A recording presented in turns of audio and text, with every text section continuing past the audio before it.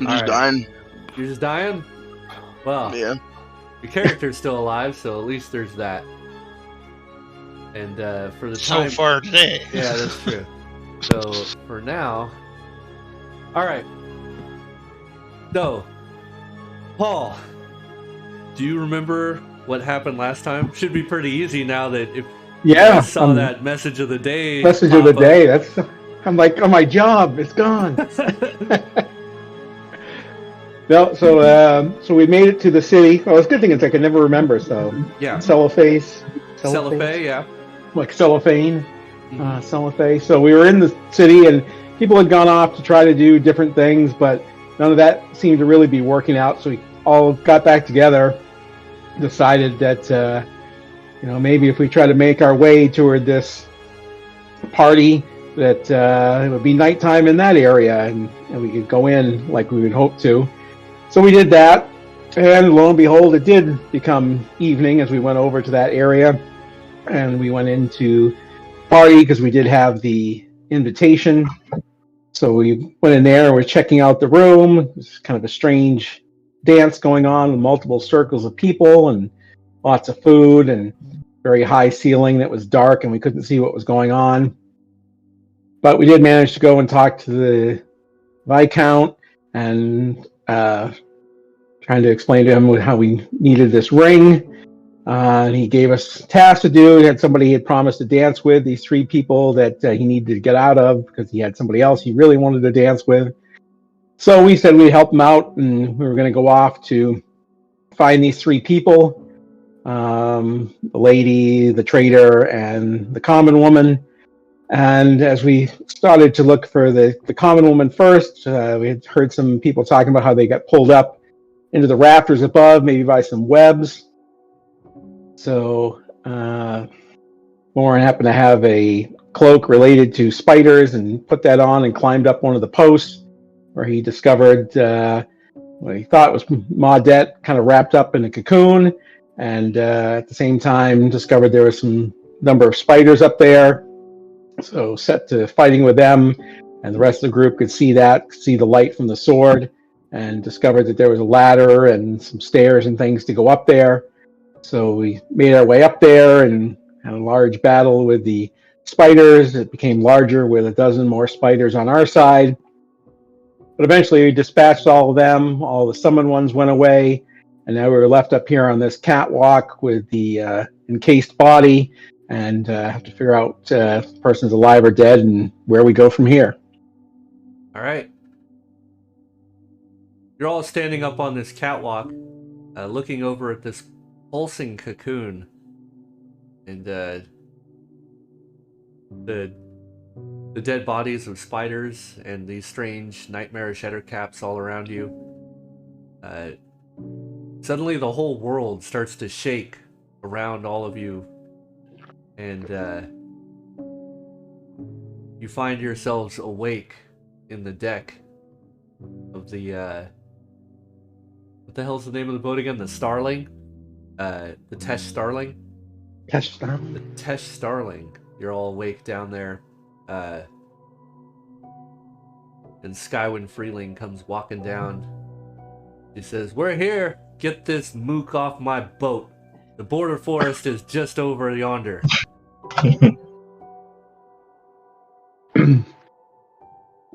I'm no longer bleeding now that I'm awake in the real world. All of your injuries are gone. So any damage any of you have taken, you may delete that damage. That's for you, Except for the insanity. Except for the insanity. Yeah, so Wait, but we never got what we went there for. you are awake now. Damn it. Who woke us up? Yeah. What's going on? So the young gentleman, fancy lad, if you will, he gets up. He says, "Well, by the gods, you all kept your word. I thank you. And I will free myself of your... Well, I'm sure I'm just making life hell for all of you." He walks over to the young lady that was also with him. Says, "Are you ready to go, my dear?" Says, I think I'll stay on the boat if it's all the same to you. I've watched as 2 of my friends were murdered in service to you, so I think my days as a political assistant are pretty much over. He just shrugs and walks up to the deck. Admoni, as you're standing in front of these 3 women in these long silver robes with, you'd think they're probably diamonds speckled throughout them.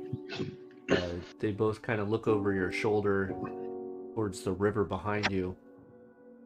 And you can see that there's this large boat that has come ashore in the sandbar. One of the women breaks off and she starts walking out across the grasslands towards the boat. How far away is this boat from where we're at? Where I'm at right now. Not too far, maybe 50 yards or so. Well, I don't know what's going on, so I'll follow her. Okay. The other 2 women just kind of stand there, their arms hanging at their sides, not really showing any expression. You follow closely behind this other woman. What are you guys doing on the boat? This young man heads up top. Den is looking curiously at everybody else.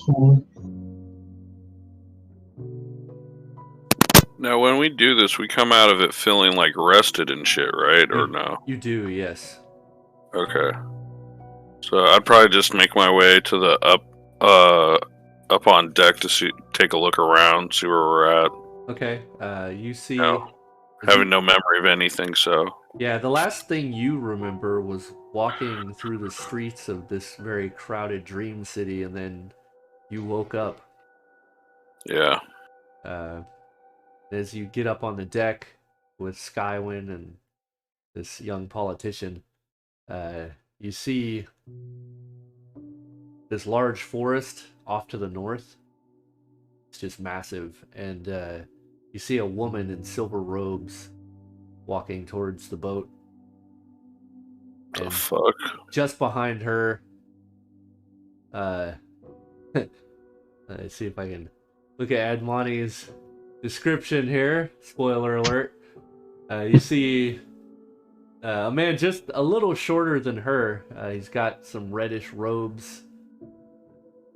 He's got a big scimitar at his side. And, no, wait a second. Wouldn't I recognize him? You do. You don't recognize the scimitar, but you definitely, as he's getting closer, recognize him as one of the asylum people that you had with you. And Admoni, as you're approaching this boat, you see a very familiar minotaur standing on the deck with one broken horn.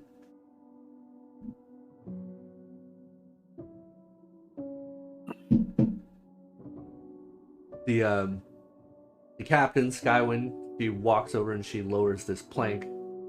She just looks at the politician and says, "All right, get the hell off my boat."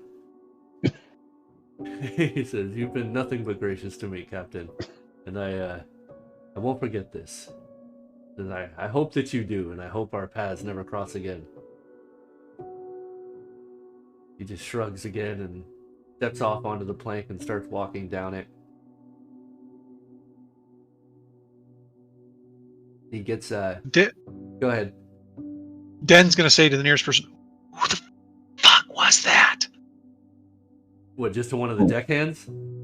To whoever's closest to Den. Okay, yeah, there's just some deckhand that's standing there. He's got a scraggly beard. You can see it's kind of writhing from all the lice in it. And he looks over. Writhing? Jeez. Yeah.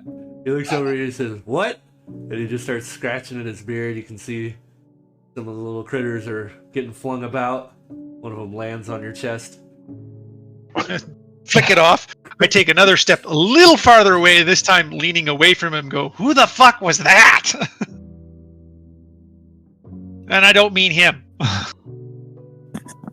Who are you pertaining to there, Mr. Dick? Point down the plank. But I don't say anything, I just point. The guy looks over, still scratching his beard. He says, "Oh, that politician? We picked that guy up. Some murderer was on our boat trying to kill him and a couple lads that were with him. Good riddance, I say." And he pulls his hand out of his beard. You can see that a little louse has gotten trapped between his finger and his fingernail, and it's just wiggling. And he just crushes it with his thumbnail. Snack time.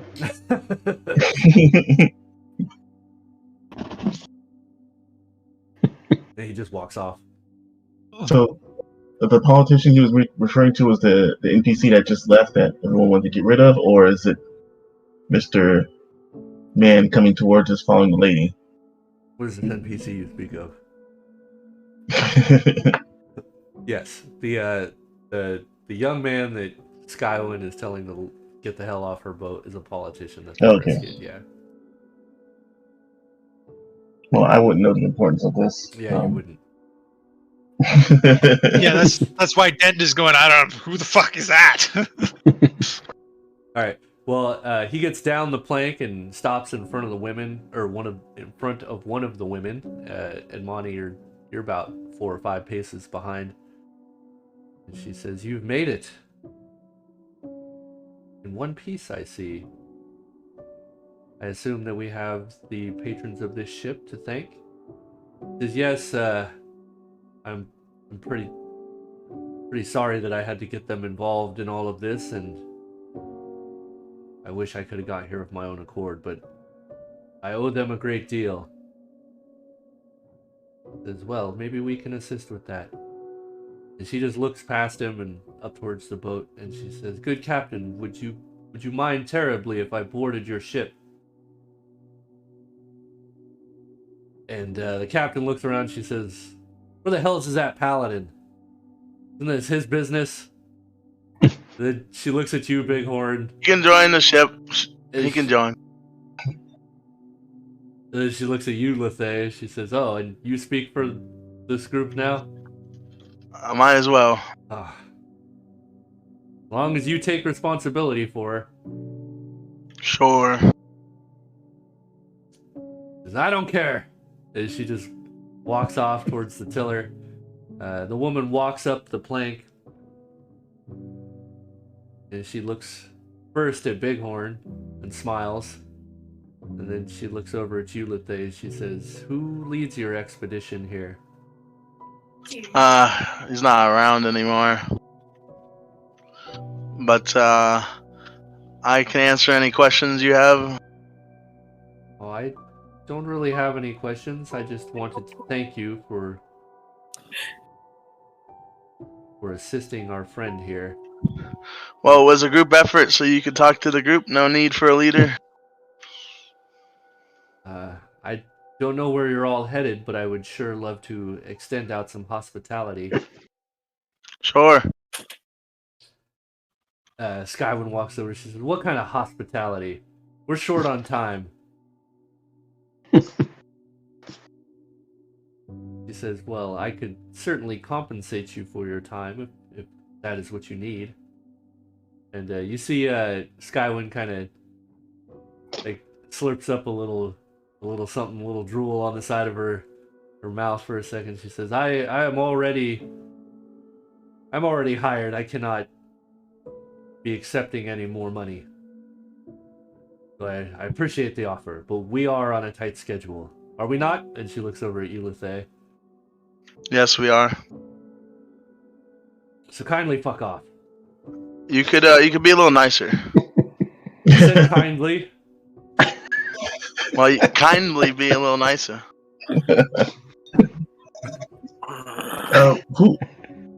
What is the name of your friend that we, I guess, helped? As I Son of look a bitch. confused. I turn to Dend and Inconsequential. Loth and go, "Guys, seriously, he was a fucking freak. Like, you guys don't need to push on it anymore. Like, just be glad he's gone." I wasn't even noting that he was here. That's how No, little import we gave him. His name was Senator Emilio what the fuck? Dildo collector. Yeah, dildo collector, Daldemain. Emilio! Emilio. Yeah, Emilio. That's right, Emilio. Emilio dildo collector. I don't know how I forgot that. So yeah, Senator Emilio. He was a senator in Zentil Keep for the Foreign Quarter, and ran afoul of some problems there. So we extended an invitation for him here. I would also like to extend at least a night's invitation for all of you. I understand that you're in a rush, but my sisters and I can easily help you make up the time of one night. Dan's gonna walk over to Bighorn and go, that guy down there, he's pointing at Edmani. He was in our dream, wasn't he? I don't something happened last time we went in. I just remember going in and being in the city for like a little bit. And Yeah, you bought a top hat and tails. yeah. But then that's it. Yeah. I don't remember anything. Yeah, Hey, I was following you, and you literally went. Hey, Lost. I need to figure out what happened to the owl. Anyway, but I know this guy had money. I know this guy down there. His Yeah, name's I know him Edmani. too. What the hell happened to you, bud? He never showed up for our picture. I know. We're gonna have to go back and get that done at some point. I have a I feeling know. it's important. It was. I remember now. It was Edmani and I can't remember the other dude. And Marty, if you're trying to talk, push to talk. Oh, hi. I What is remember it? you. And I kind of stutter. I try to remember her name and go, thank you, Sacred Cow. No, but I'm working on the divinity thing. As Just Zadzi kind of scoffed in the corner, she says, "Sacred cow, I like it." Yes. I mean, I am a shaman. Hey, did you just have a bad dream about fighting these big fuzzy things? I mean, I didn't. It wasn't a dream. Well, It actually it happened. technically was a dream, just a more lucid dream. Huh. There's no technicalities in the real world. I should note real fast also that Edmani is not wearing a top hat anymore, just in case that was on anybody's mind. Yeah. That's why I didn't notice him.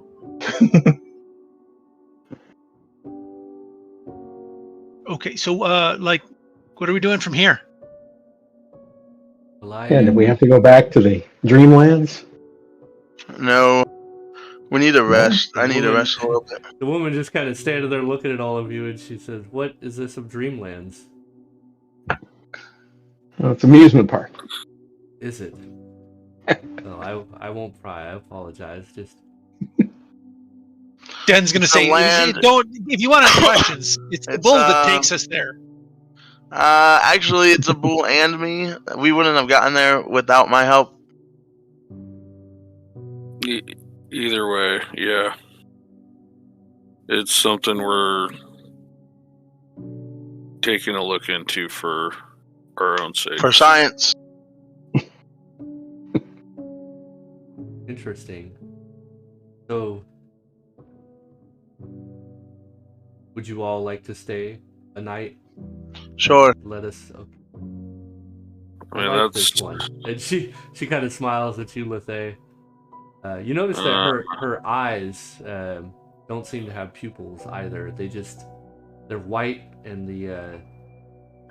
they do have like a silver sheen where there would normally be, whatever color her eyes would be, but there's no pupil per se. Is there something I can roll to like see if Edmani's like under any kind of spell from this woman? There's detect magic and detect charm and various spells, but there's no like real ability other than your intuition. Okay. I don't know if I have those spells selected or if I even have those spells. Yeah. Well, I'd say it would be foolish of us to not take this hospitality. Yes. Riding on boats is tiring. Gavin says, well, I get paid no matter what. I'll be staying on the boat, though. You all have a good time. Yeah, so any items that you guys used in the Dreamland are returned to you. When we go back to the Dreamland. Well, no. So if you have a physical item that you took with you when you were dreaming, like an arrow, for instance, and you used it in the Dreamland, it didn't get used in real life. You still have it. Oh, cool. But It's time for our warriors to start throwing their swords. Anything you receive in the Dreamland, though, does not come with you in the real world. So keep that in mind. Yeah. All right. All right. He says, Need well, to re-up.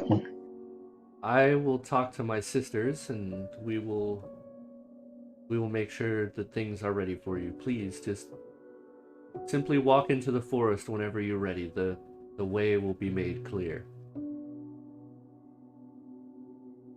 He gives kind of a solemn bow, then turns and walks down the plank. She walks right past you, Edmani, and I don't know. Are you still? You haven't entered the boat, right? You're still on the outside. Yeah, I'm as far as I'm still on the shore, and I was standing right behind her. Okay, yeah. She actually went up onto the boat and talked to them for a moment. She comes down, and as she passes by you, she kind of smiles a little bit. She just says, "You're welcome," and then continues walking.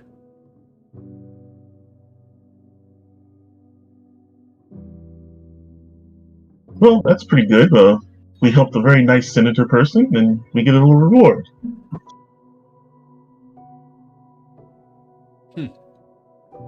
Skyward says, "Reward indeed. The only reward I see is you all being late for whatever the hell you're trying to do down there, doing your dreaming and whatnot, thrashing about, scaring my crew, and making us late. I like to be punctual, and this is the exact opposite of punctual." Hey, Skywin, Yes, what do you pilot the damn boat. Well, we ain't going anywhere, so what is there to pilot? I'm gonna go get a drink. Oh wait, are we at the city now? What? No, you're in the middle of nowhere, pretty much. Well, then where are we going? Why we shipwrecked? She stopped along the shore to let the senator off. Keep up with the conversation, In the man. middle of What nowhere. kind of forest? What was the name? Be kind Like, senator yeah, that I she's know of. inviting us to stay the night, dude. Like, so we're let's gonna go. have to get off the boat and go into the forest. All right, There's let's go. something shady with her. Like, I'm high as fuck right now, man, and I'm keeping up. Good. Well, Dend you're is kind of an super expert. excited to go into a forest. I don't know, druid in a forest? Yeah. Oh, Yeah, what kind of I'm forest happy is it? to be Is it back. So, jungle, Stone guy? temperate? It's like temperate. It's like oak trees and pines and stuff. it's better than the yellow mist. Yeah, we'll see about that. I pop protection on V. Do you look? Okay, real quick, I forget. It's been a while. Is it negative plan that's all day, or protection from evil that you do that's all day? Negative plane.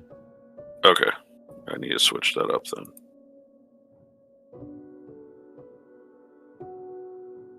Ah, damn it. Okay, cool.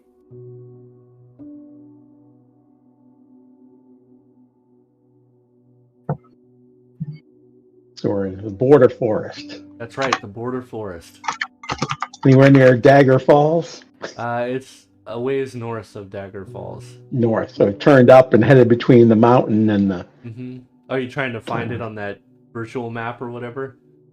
Yeah, I just pulled up the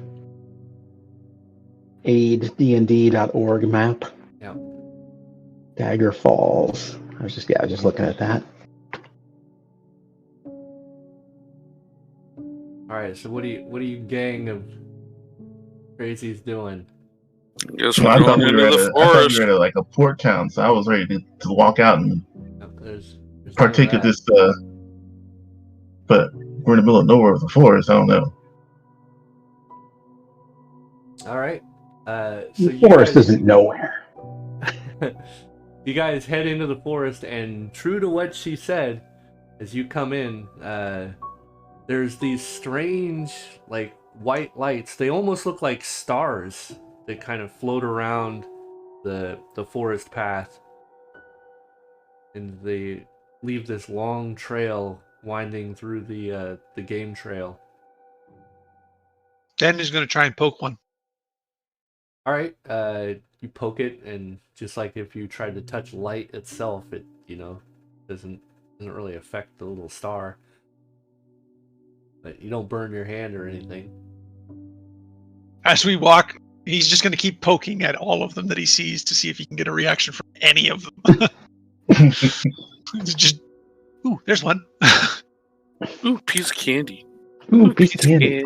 Hate to burst your bubble there, buddy, but they're not fireflies. All right.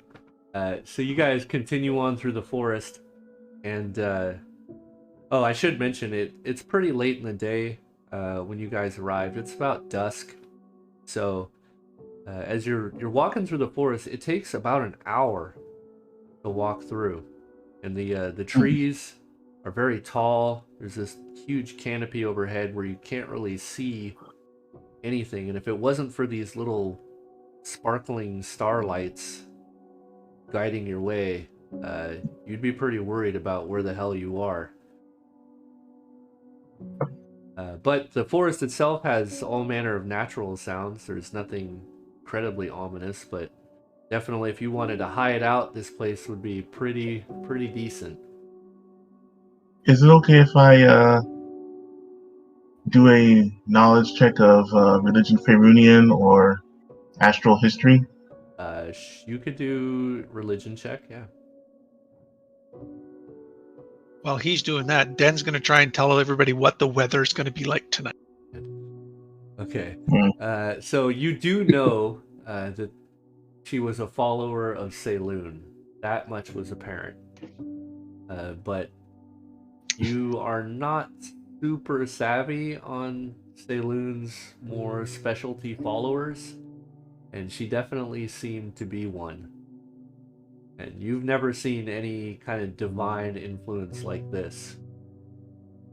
But you do know that Saloon's priests are certainly not evil.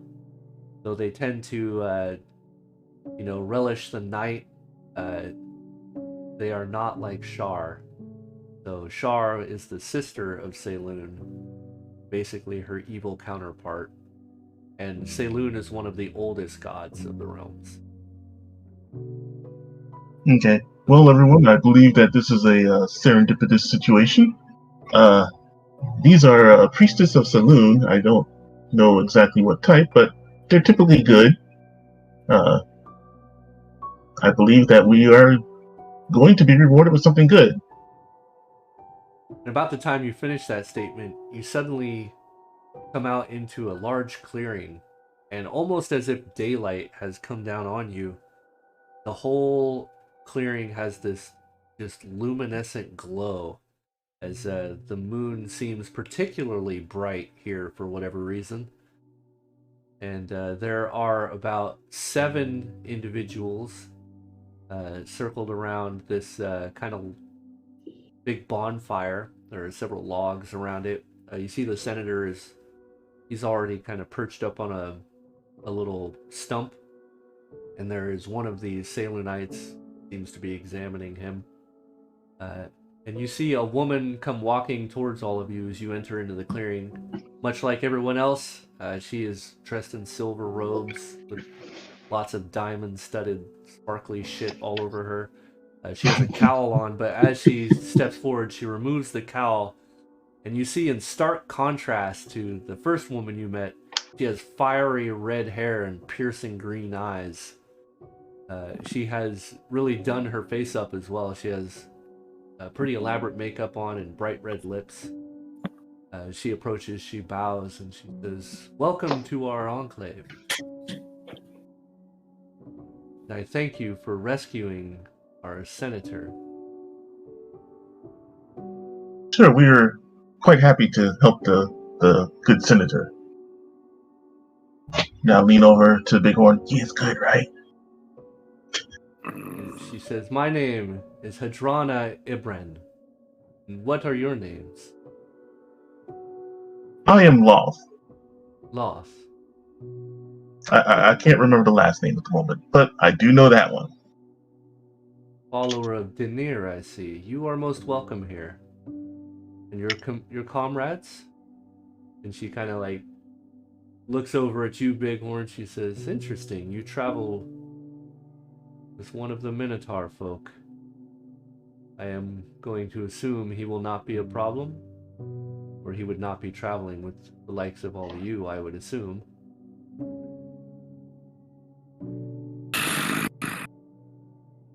Indeed.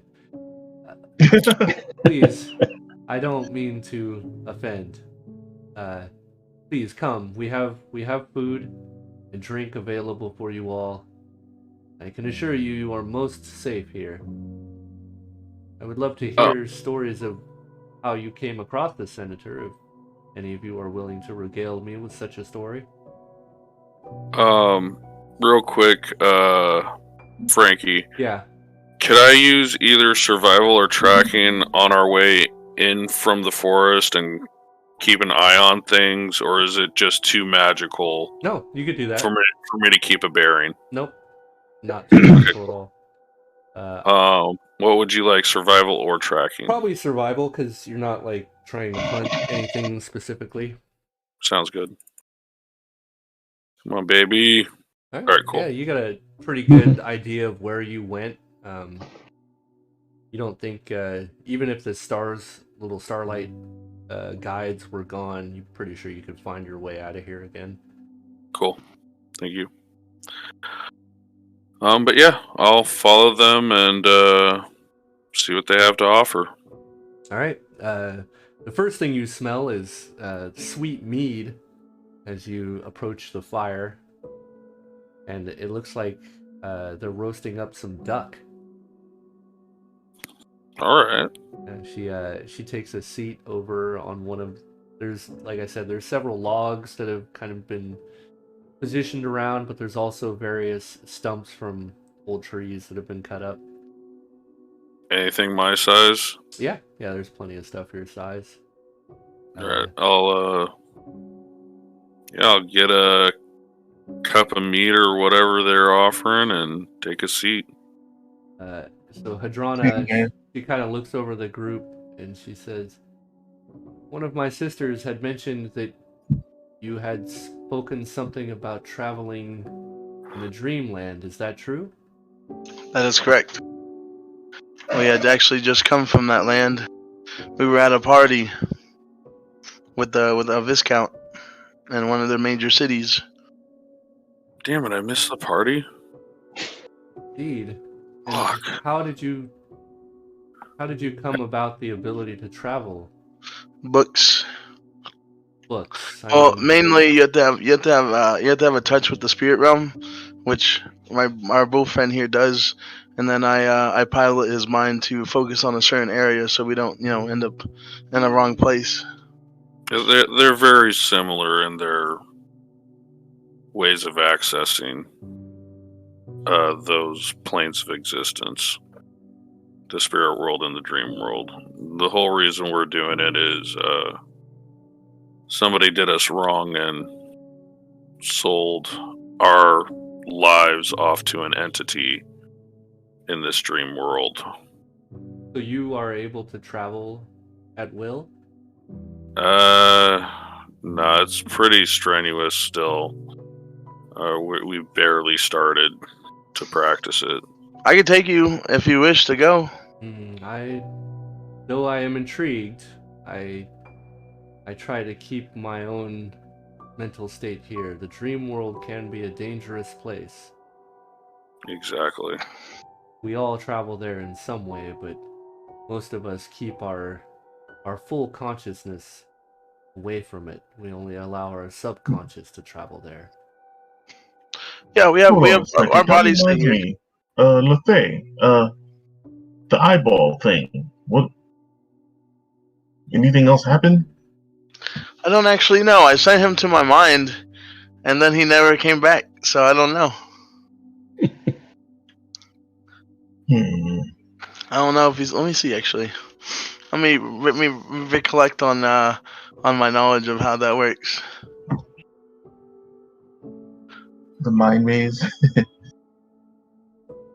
Yeah, you have no idea what happened with that. It definitely didn't work the way you had anticipated initially. He says, well, please eat up. I have some gifts for you. Why do you have gifts? What do we do to earn them? We cannot underestimate or overestimate, I guess, how thankful we are that you rescued the senator. We know he's going to do great things, as he already has in a place as despicable as Zentil Keep.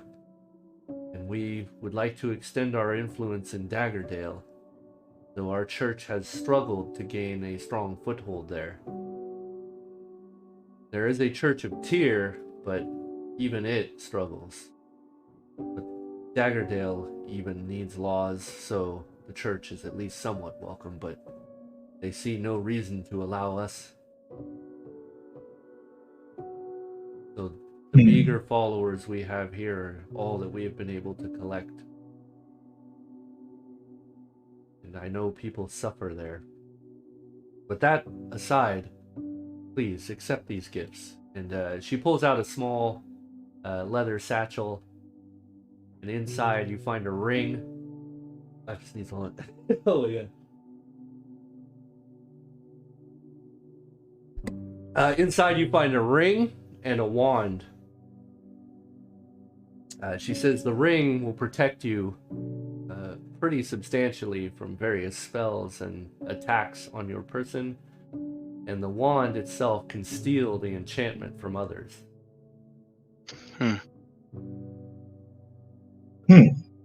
So she hands you all a ring of protection +2 and a wand of steel enchantment.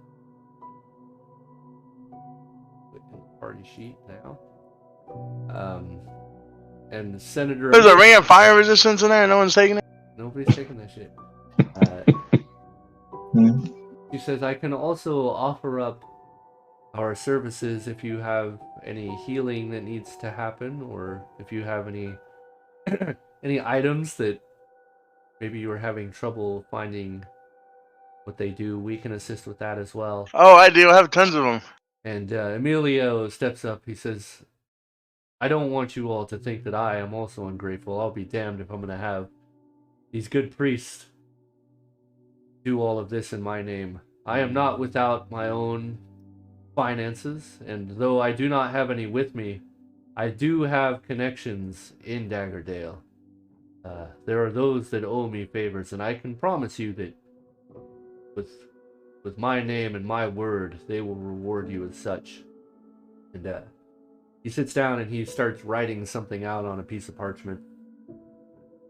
And after he finishes, he hands you this parchment, Lethe. He says, hand that over to whoever is head priest at the Temple of Tyr, and I promise you, you will be rewarded. Okay. And he walks back over and sits down and starts eating some of the duck. Alright, so anything you guys need identified, they will take care of for you. So if you have some unidentified shit, just put it in the party sheet. I can make that not a problem. I don't actually know if any... I don't know if any items are magical, but let me see. Yeah, I don't think I have anything. Let me see. Just the stuff that's already in there. Yeah. Dole those out. Oh. Frank, is there anything that I can do to check or roll about the creature that Lefay ran into in that shop? Maybe something about Astro or something like that, just so I can get a general understanding. Do you have Oh, what is it? I think it's netherworld knowledge. Do you have netherworld knowledge? Damn. No, I got do, and I actual didn't get a shadow roll. plane. You weren't there. Lethea Yeah, I wasn't was. there. I was. Yeah, I was. I was the one who casted the creature away. He's talking about the owl guy. The what? The The owl eyeball guy. thing. The owl eyeball. We talked to him in the paper shop. He's wanting to know what happened to him. Oh, that guy. I'm trying to. I want to Sorry. like see if I can recollect any knowledge on this thing. No, I thought we were talking about the creature in the caravanserai, but I don't even No. think you were there for that. So Hmm? doesn't matter. No. Okay. Man, there's some good items in there. Okay. Saying. Yeah, I'm trying to look for something I can actually use. Yeah, I don't know how much of this I can actually do anything with. I'm trying to see where the spears are on these things. Well, Ring of Protection and Ring of Fire Resistance are really good items for anybody. I know. I mean, I know Admoni could do for some upgrades. Frankie's. I'm gonna put some items in the sheet, and I don't know if they're magical. Okay. That one and that one. Oh yeah, he had a Ring of Protection +1. Oh that nope. The large ruby's not magical. No. It's valuable. I mean, the plate mail +1 mithril won't fit me. Nope. But it would fit. I'll add money. Wonder. I guess not. Druids can't wear metal. Nope. Can I use? Does anybody want this Ring of Protection 2 or 1, or the fire resistance? Oh yeah. I'll definitely do the fire resistance. I mean, I want some protection when I'm holding on my books. If you want, we can roll a d100 for the +2, and then whoever loses gets the 1. You don't have any interest in that plate mail there, Morin? Plate mail? Can I use that? It's mithril. It's mithril with the casting. I can. Okay. As long as I just wasn't sure. Yeah. Okay. Upgrade Alright, from chainmail to plate mail. I'll roll off with you, Lethea. Still get something out of it, so I'm okay with doing that. There's a d100 dice now, right? So I don't have to find it. Yep. I do want to just remind Admoni that it's push to talk if he's trying to say anything. I don't know if he's just being quiet or. Oh, I'm just looking at the inventory. Okay, cool. Motherfucker. There we go. Yeah, I would say feel free to help yourself because most of that crap's been in there forever. I don't think anybody's gonna have a problem with it. I'm trying to find like a scroll that I can actually use. They're all like in schools that are not my spheres. You can use scrolls outside of your sphere. That's not a problem. Oh. Yeah. Now the only thing is if they're arcane, so you'll probably have to kind of read through the description to make sure they're actually a divine spell, not a arcane spell. Some of them are pretty obvious, some not so much. Hey, what's that staff? There's like a staff in here. Staff mace, is that magical? Oh, the staff mace, yeah, that's magical. That's a good staff. I'll take that.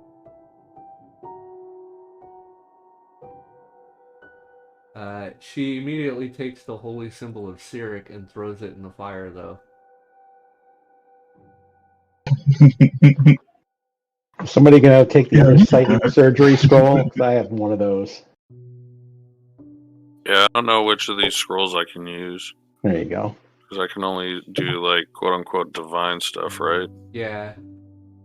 Can psychics do any? Are they arcane or no? They are considered arcane, yeah. Can I use scrolls for arcane? Yep.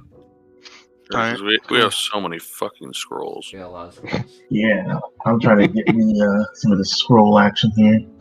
Like, I can't use the wands. I was just looking at. I've been kind of upgrading some of my my magic item stuff for my own whatever, my own games, and I forgot that I made so many scrolls.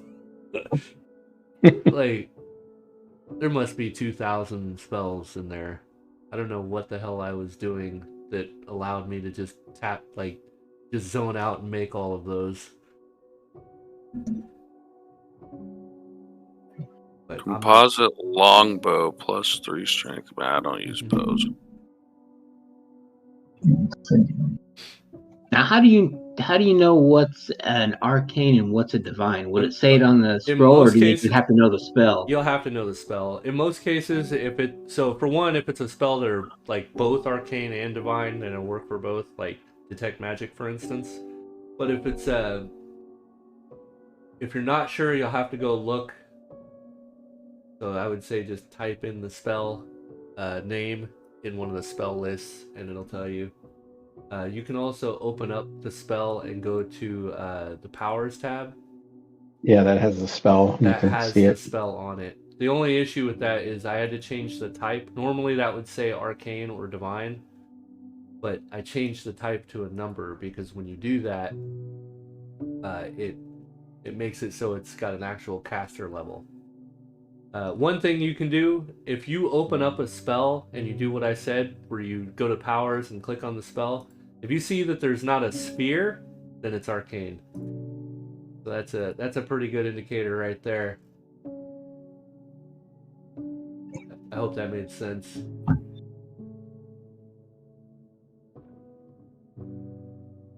Grab me some of these attack scrolls.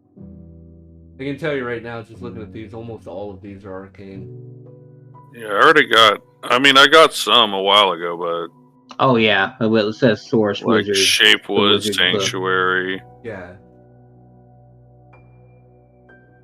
But I can use necromancy spells. Yeah, so yeah, anything that's necromancy you can use. Most of it, like Animate Dead, obviously. Mummy Rot. Detect... Oh, that's necromancy. Yeah, what else is there? I think Feign Death is also necromancy. It is, because I've got that spell too on my list. Yeah, Vampiric Touch, necromancy. Yeah, I just have Turn Undead. I don't have any of that. Alright, so while you guys are looking that stuff over... lady's name again.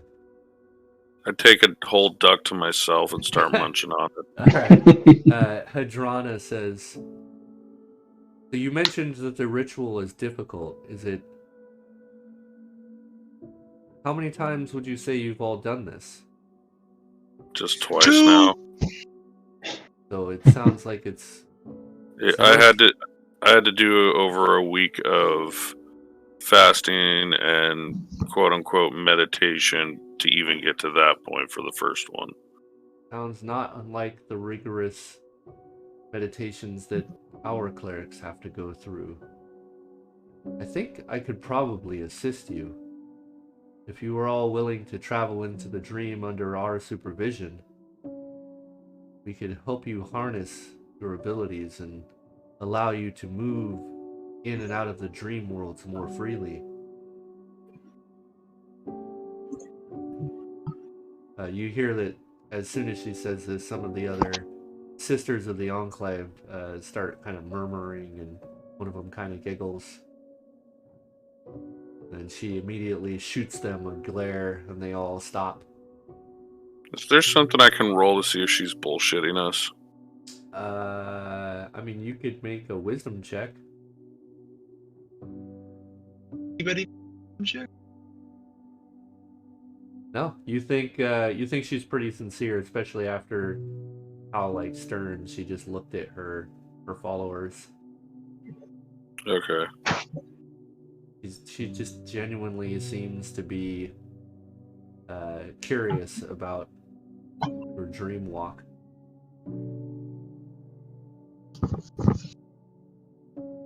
Well, I mean, we do kind of want to keep it to just the night. There's been times where we've been out for days doing that. For tonight I wish to rest, and then maybe tomorrow I'm willing to go back. I mean, that's also depending on how long Skyone's going to hold the boat for us. She's not going to hold it forever. I don't believe that your captain... My sister have told me will want to stay more than a day. She'll be fine. If we're not on the boat, she won't leave without us. I have a feeling she might. She may, but I'll handle her in the morning. I do not wish to. I need to rest my mind for a night. Zazzy says, well, I don't know if this is something that I can extend past today. Wait, Or not Zazzy, excuse me. Zazzy is there, however, but go ahead. sorry, but Lethe, you should be like completely rested coming out of that. Like, you should have no need to rest. That is true. Does that mean I can level up? When you guys actually go to sleep, yeah.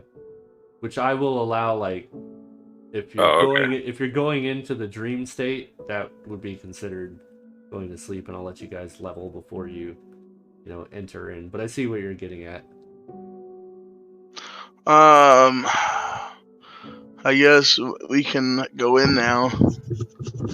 Well, I mean, as long as it doesn't have to be right this second. You're free to mingle and eat and drink, but when you are ready to bed down, just let me know, and my sisters and I will perform our own ritual and ensure that there's a stronger conduit with the good lady Saloon, and with her help we can help transport you in and out of dreams a little more fluidly. I have a feeling, she looks over at you, Bighorn, given what your natural talents give you, you should be able to harness this. Maybe not perfection after one night, but I think it will greatly increase your abilities to go to and from the dream world. we shall see. Alright, anybody want to do anything particular? How long would it take if you're trying to learn a spell from a scroll? From a scroll? Yeah, that too long. It just depends on the how complex the scroll is. You're trying to scribe it into your book, or you're trying to memorize it essentially, right? Effectively, yeah. Yeah, so usually it's about an hour per level with a good success. All right, because I think one of them is first level, and the other one is, what's this one? Fifth, so that one. Like 6 hours of studying. But that's above what I can actually cast, or is it? No. Yeah, it is. So I can't even do that one yet. Okay, you want to try? So I could do the one, the burning hands one. I can try that. So the way this works, you'll make your check to learn a spell. If you fail, you will never be able to learn burning hands. Okay. Here we go. That's the one downside of the Arcanist. You get one shot. 58. Woo. Success by 7. Man, cutting it close. Yeah. Right, so the scroll, you have to basically cast the scroll too while you're scribing it, because you're finagling like what makes it tick, and you have to kind of cast it to figure out what the wizard was doing. But the scroll burns up, and you now know burning hands. Nice. Add that to your list. I'll add that and get rid of the scroll. All right. Feel free, because I know you guys are going to rest. Who needs to level up? I do. All right, we'll start. I'm going to start with Loth because he's first on my thing here. So pull up your thing. You are a human. Second here. I clear the chat log. Read.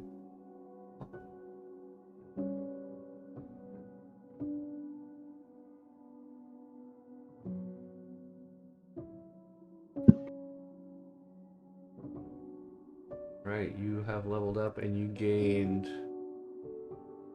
how many hit points? 2. As a human, you'll get 1 more.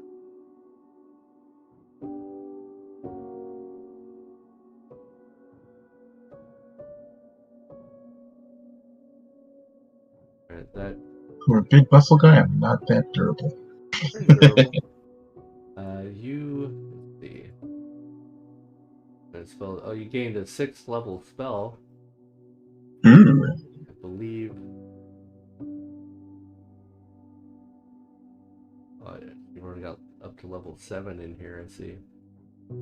Pretty much looked at all the spells you want. Yep. Oh, there's some I healing. just gotta remove the XXX on the one I'm gonna use. You didn't add like any of the 6th level healing spells. Do you not have the house rules loaded? Let me see. I'll just add them for you. Quick, hold on. There's like some mass cure spells here as well. Get access to cure serious wounds mass. Probably want that. Yeah. All right. Hint, hint. What's that? Yeah. Is it hint, hint? Yeah, that's a pretty powerful heal spell right there. Okay. So moving on.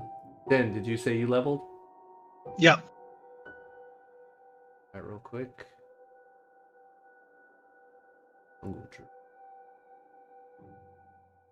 Up, and you're also human. Yep. 2 additional, so get a +1. More spells. Probably a similar situation, I imagine.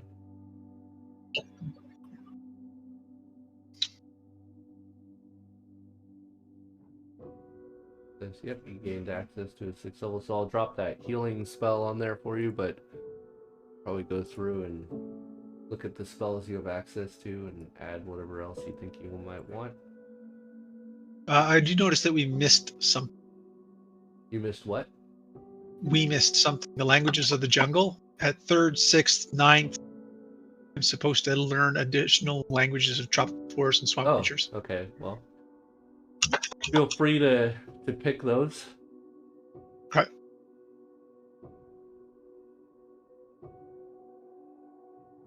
Right. It takes care of you. Morin, did you level at all? No. Only thing I have, I still have the bleeding, but that's not important until it could be my turn again sometime. Yeah. Everybody take a look at your effects in the combat tracker if you wouldn't mind. If you see anything in there that's detrimental, let me know so I can remove it. Bighorn, did you level? No, you did not. Next up is Admoni. I didn't level. Did not level.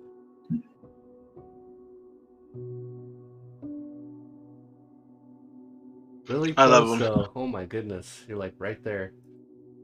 Yeah. Oh, I did notice I need to assign some proficiency points though. Oh, okay, go ahead and do that. You remember how to increase proficiencies if you want to do that? I don't. Alright, so if you click on the gear next to the value, usually just put like points in the miscellaneous box at the bottom there. Hey Frankie, Yep. that wand of Kona Cold, it had 0 uses. I don't know if that was supposed to be like that. 0 uses? Yeah. Maybe it's in my inventory it says use per day 0. Oh, that probably just didn't add charges to it. Let me look at it. Hold on. And then, did you level, let's say? Yeah, but I mean I can do it myself. No, I want to do it because I want to see. If you do it, I can't see what you got.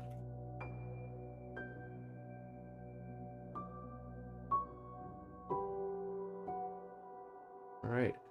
Let's say he's not a human, so it doesn't matter. 1 additional hit point. Oof. Nice. Dice are not nice tonight. Alright, so let me head over to...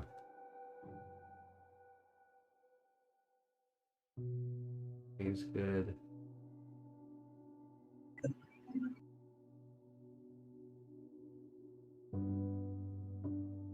Alright, did I miss anything? Are we all good?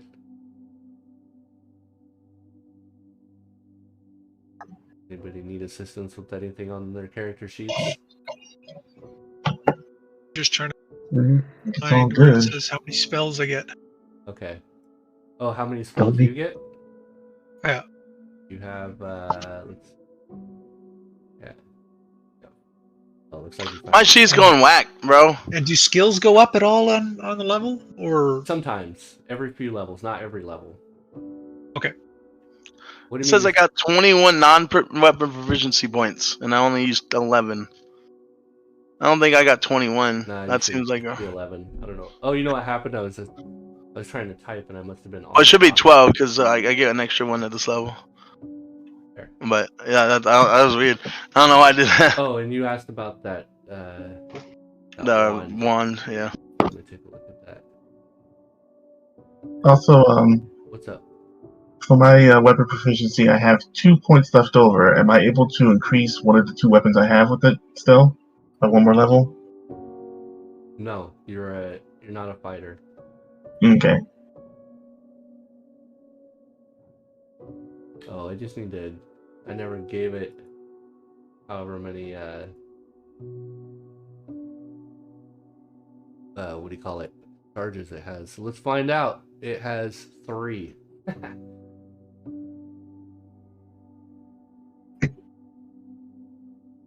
The wand is mostly used up.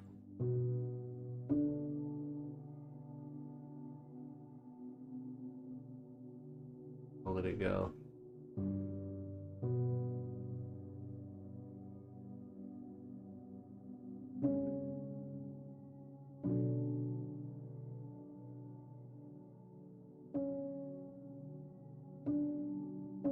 Alright.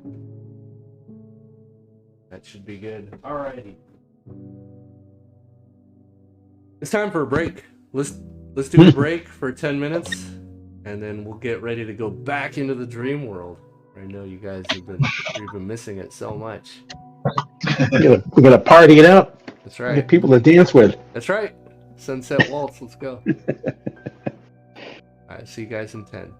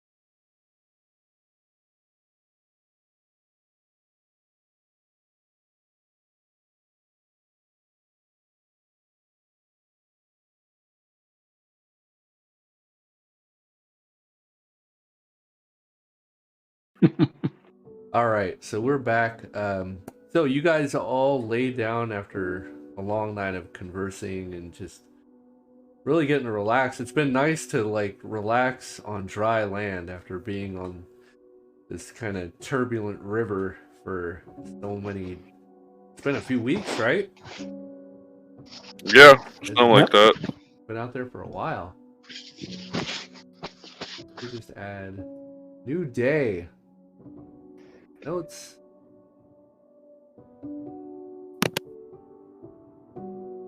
Oops. What day is it? Where's that calendar? It is the 28th 28th of of Flame Roll. Yep, It's almost midsummer time. almost. All right. So as soon as you guys conk out, it already feels a little different. Bighorn, as you're kind of leading everybody in, you don't feel that weight on your shoulders that you felt. It almost feels effortless, almost like you're being pulled into the dream world, as opposed to before where you're like trying to push your way into it. And as soon as you all come to, you find yourselves on this catwalk, surrounded by spider webs, dead spiders, dead adder caps, and there's this pulsing cocoon right in front of you, almost like you never left. What the fuck? So Or you were never someone here. Well, there goes escaping bad situations by waking up. Now we know if we get stuck when we come back, we're going to be stuck still. Good to know. So Dend is up in the catwalk instead of down on the ground where he was before? That's right. You're all together. We gotta check out this cocoon and see if she's alive or dead. I would like to make a check on it and see if I know anything about it. So it would be animal lore. Mr. Spider Summoner. You should. You're trying to make a check on what? The cocoon or the spiders? Yeah, the cocoon. It looks like a web that something would spin to trap its food. And you can definitely see the rise and fall of something breathing within it. I think it thinks that this was food. Maybe we should open it? Yes, you did say it had a face, right? There was a face sticking up. Did I? If I did, I thought you did if the I very did, first then time. yes. If I did not, then no. I don't remember if I said that or not. There was the cocoon that had Maudette in it. Oh, Right, that's this cocoon. I couldn't remember if I told That's you. this cocoon? Yep. So then Den's going to just pull out his knife and very gingerly cut her out. All right. She collapses to the floor. You can catch her or not. It's up to you. Let me see. I'm too slow for that kind of stuff. Sure, we'll try to catch her. Sure. Okay. So Yep. I caught her. All right. You catch her. She looks like she's kind of going in and out of consciousness, but the color is starting to come back to her face. It looks like she was probably suffocating slowly in that tight wrap of webs, and her eyes kind of open up slowly, and she looks at you, and she kind of panics a little bit. She steps back. Where am I? What? She starts looking around all over the place, and she sees one of the spiders and just starts screaming. Oh, don't worry. They're not going to harm you anymore. Says, oh my God, where am I? What the hell happened? I point down through the spiderwebs to the floor down below. You got pulled up from down there, apparently. She like cautiously leans over the catwalk and looks down. She's, oh, how the hell? How high are we? Oh my!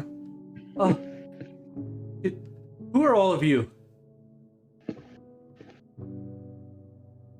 I look to see if I see Bighorn. I'm going to point him first. He's the guy who got us here. She looks over at you, Bighorn. You all came up here? Why? Apparently. Came up here to save you. Yeah, we were told to look for you by the Viscount. Oh, right. Said you were important. I'm supposed to dance with him. Did I miss my dance already? Well, unfortunately, I think his dance card is full, so he shuffled you off to us. Oh. Oh. I understand. I wish he would have just told me. This seems a little unnecessary. I would have gladly just not danced. Much better I don't than... think he had anything to do with the spiders. Oh, no? I don't think so. Oh, well, We don't. that's good. He didn't seem to react to there being spiders, though. Like he either knew they're there and just didn't care, or didn't and can't see them. Well, if you all don't mind, I'd like to get out of here. This is creepy, and I appreciate it. And I'm just gonna go home. This party's too much for me. She just walks over and like fucking just climbs down the ladder without another word. Still got webbing in her hair and shit. Oh, there we go. 1 down, 2 to go. Where are these other 2 we need to find? And Zazzy says, "What other 2? What the hell are you talking about? Where are we?" Wait, Zazzy, why are you here? That's what I want to know. You're not supposed to be here. I didn't bring you with me. Well, apparently, those God's damn Sailor Knights thought it was fitting to trap me with all of you. Well, this is the Dream Realm. They wanted to know. I didn't want to know. Thank you. Guess I'm here now. So now you have to just deal with it. Look at that. Now you get to be part of the crew. Oh, lovely. I am only here to kill this louse. After that, I would rather not talk to any of you again. Well, that's not nice. Well, I mean, since you all came to town, there's been no end of troubles. What can I say? We're a motley crew. That is true. So what are we doing here? We're looking for 2 people. We're trying to get a signet ring. Lady Splinterbone and Ardvin Telgrit. That sounds like an orc. That should be easy to find. And what was the other one? Trader Ardvin Telgrit. And that was Maudette that went. I'll go find the trader.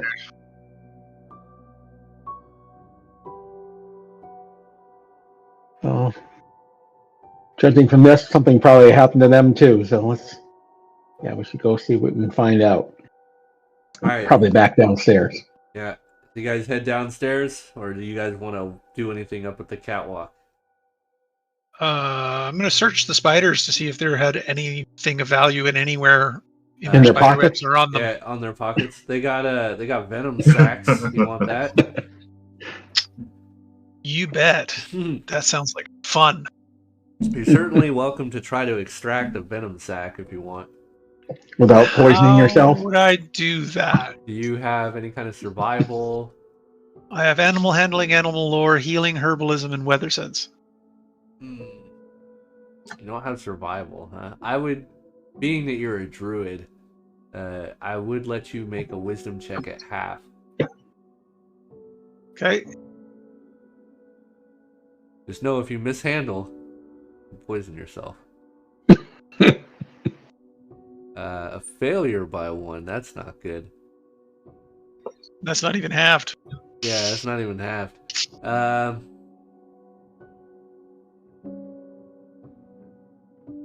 Fuck it. Go ahead and make a saving throw versus poison.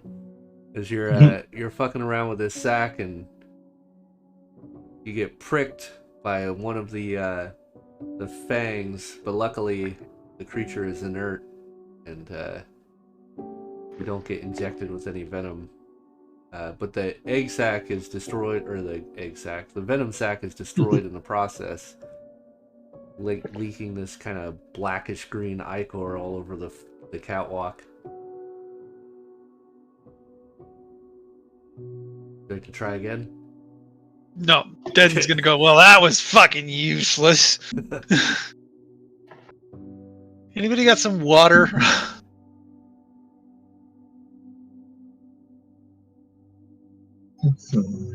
What do you think this is?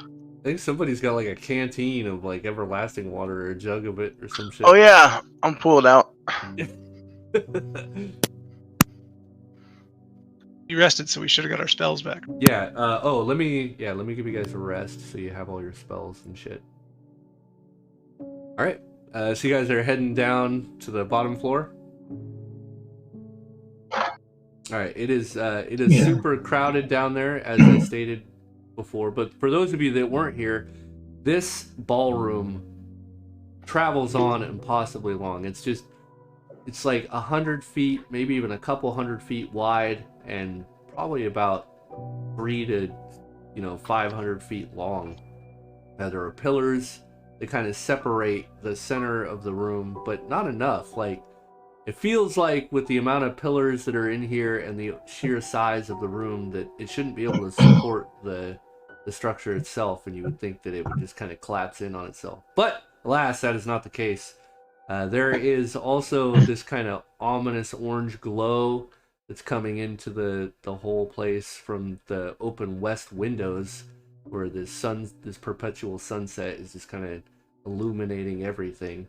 And for those of you that came here, you'll remember when you were outside coming in, it was high noon until you got close to the building, and then just out of nowhere it shifted to dusk, or the sun setting rather. And in the center of the room there are 3 kind of main waltzes going on. The outer, and they're in like 3 circular rings. So the outer ring is going clockwise, and then the inner ring is counterclockwise, and then the center ring is clockwise. And everybody seems to be doing the same moves in succession. Kind of jarring to watch as they perfectly make these moves without really any deviation whatsoever. There's also several servers walking around with various drinks. There's 2 large tables on the north side of the room with foods and other beverages.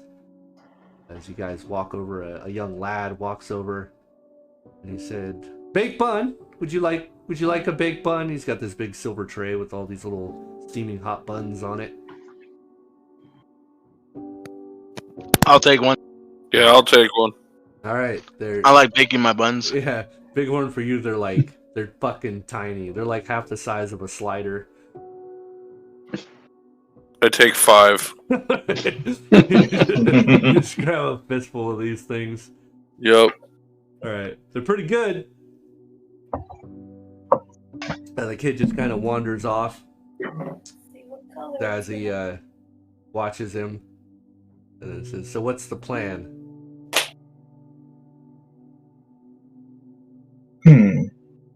Said you're going to try to find the other 2 people, I guess. Since nobody told me what we were doing last time, I have no idea. Well, Message of we're the trying day. to find 2 people to persuade them not to dance. With the guy on the throne, and I point down to the south. All right, you see this dais at the south end of the hall, and there's a rather large throne, and what can only be explained as a fancy lad is sitting on the throne. He's got just the most ridiculous getup. It is so flamboyant. He's got one of those big, like, ruffly, like, neckerchiefs kind of stuffed in. He's got long blonde hair and just piercing green eyes. And he's just kind of like casually watching everybody dance as he has a glass in one hand, and he's talking to like the numerous people that are around him and just gesturing with this glass, and they all kind of like laugh in unison all the time as he'll say something, but he doesn't ever seem to really laugh. And he'll like, you notice like as they're laughing, he's like kind of really watching each of them to almost make sure that they're kind of following some sort of decorum before he continues on with whatever the hell he's talking about.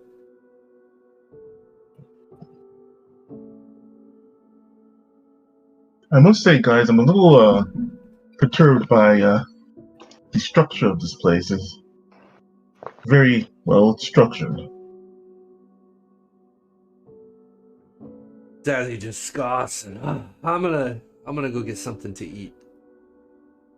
Let me know when you're all done with whatever the hell we're doing here. And she just walks off. Well, we viewing the merchant right now, correct? I think that's who we're searching for. Yeah, the trader.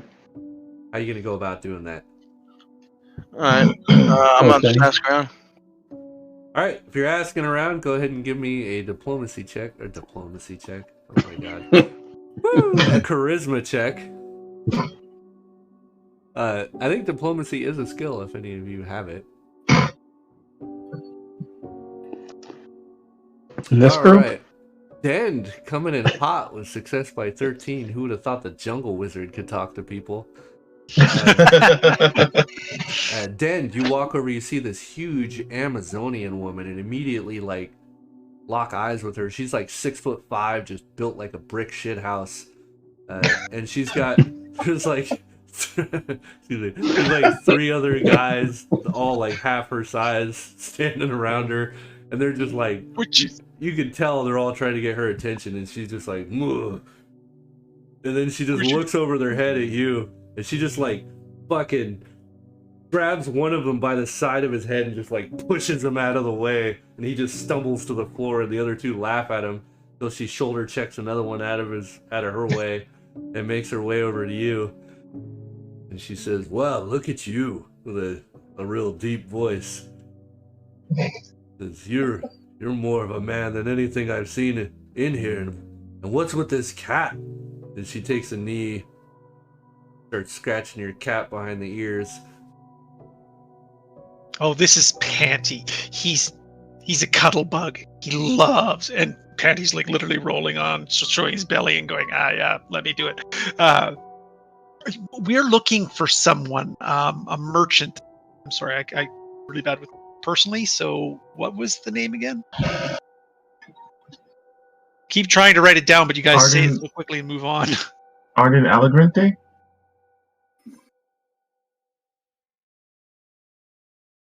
Yeah, his Okay, name is Ardvin Telgriet. Excuse me. Just Ardvin will be fine. And she says, that pompous ass. Why would someone of your sophistication want to talk to someone as uncivilized and uncouth as Ardvin? I don't, but he does, and I point at Lethe, or she does. Sorry. She looks over at Lethe and she says, "Ugh, look at that! Just all those unnatural oils in her hair, and probably bathes once a week." I think I actually bathe more than everybody here. Is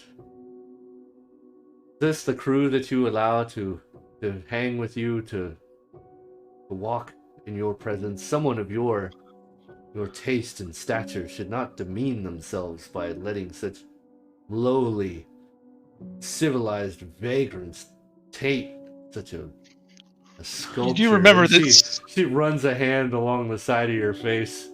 Miss, I think your standards are too low. Lovely. Do you remember that? Such as yourself. Dend is only 5'4" and 135. She's fucking towering over the top of you, and she says, "If you would come back with me to my tribe, I would treat you like a king. Come, leave these ruffians, these losers, if you will, and I be will. with me." You tell her where she can find Arvin. If I must. You, blonde one, come here. Sure. And she points across the room, and you see just south of one of the the little banquet tables is this large gathering of individuals. Must be about 15 or so. She says, Arvin is there. As usual, standing there gloating about how popular he is and what a great trader he is. You ask me, it's a waste of time. You'll never get an What makes him audience so with him. great? He is the richest merchant in all the land.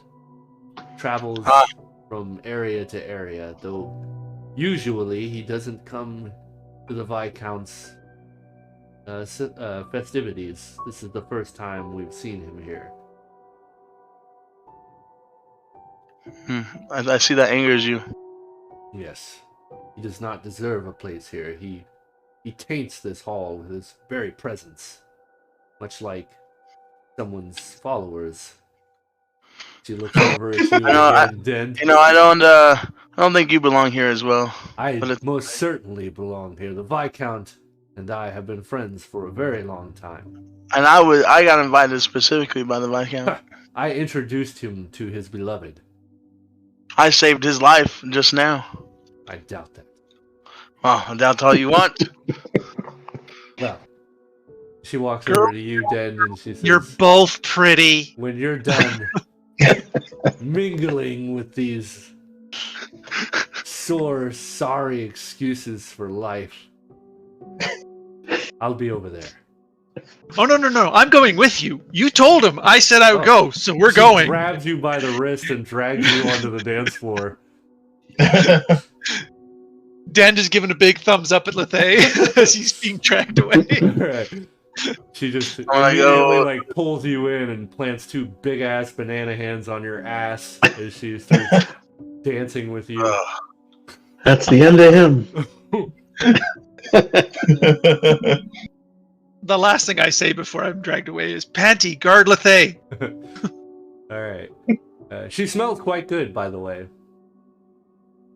Her, Where I come from, that would be called death by snoo snoo.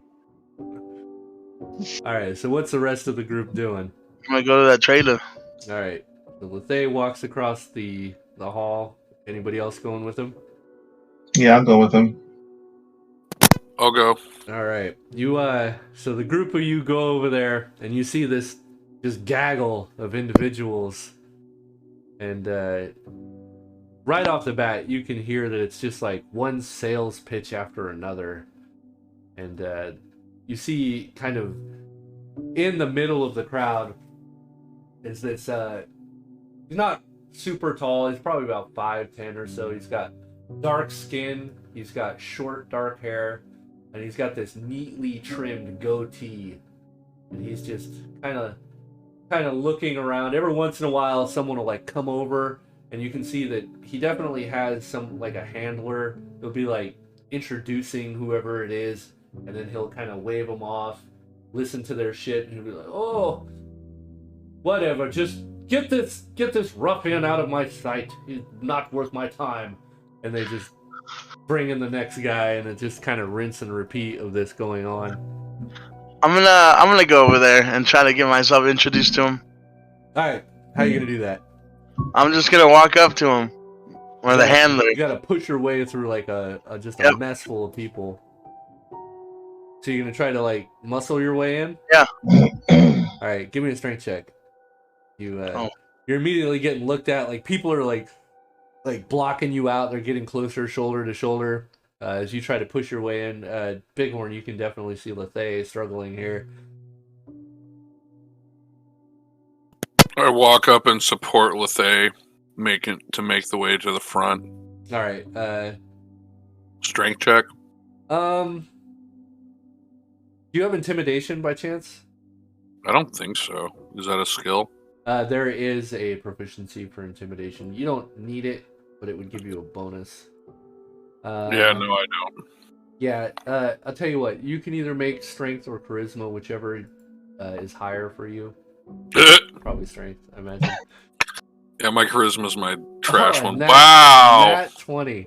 This was just to see Fuck like me. if they had reacted. But you walk up, and they just look at you, and they're like, and Like, you feel like your presence in most like human societies would typically, like, people get out of your way just innately, and you're almost like taken aback by the fact that they don't give one fuck. Um, Yeah, seriously. and then you hear this gasp and a gurgle, and the majority of the group just like peels off, and they're just like panicking, and you see blood all over the floor as a lot of the business associates here have kind of huddled over the top of some poor bastard that just started bleeding out of nowhere. He's laying on the ground, going into convulsions, blood, just life force, just coming out of the side of his neck, just in spurts, just getting all over the pant leg of some people, and they're kneeled down trying to stop the bleeding. And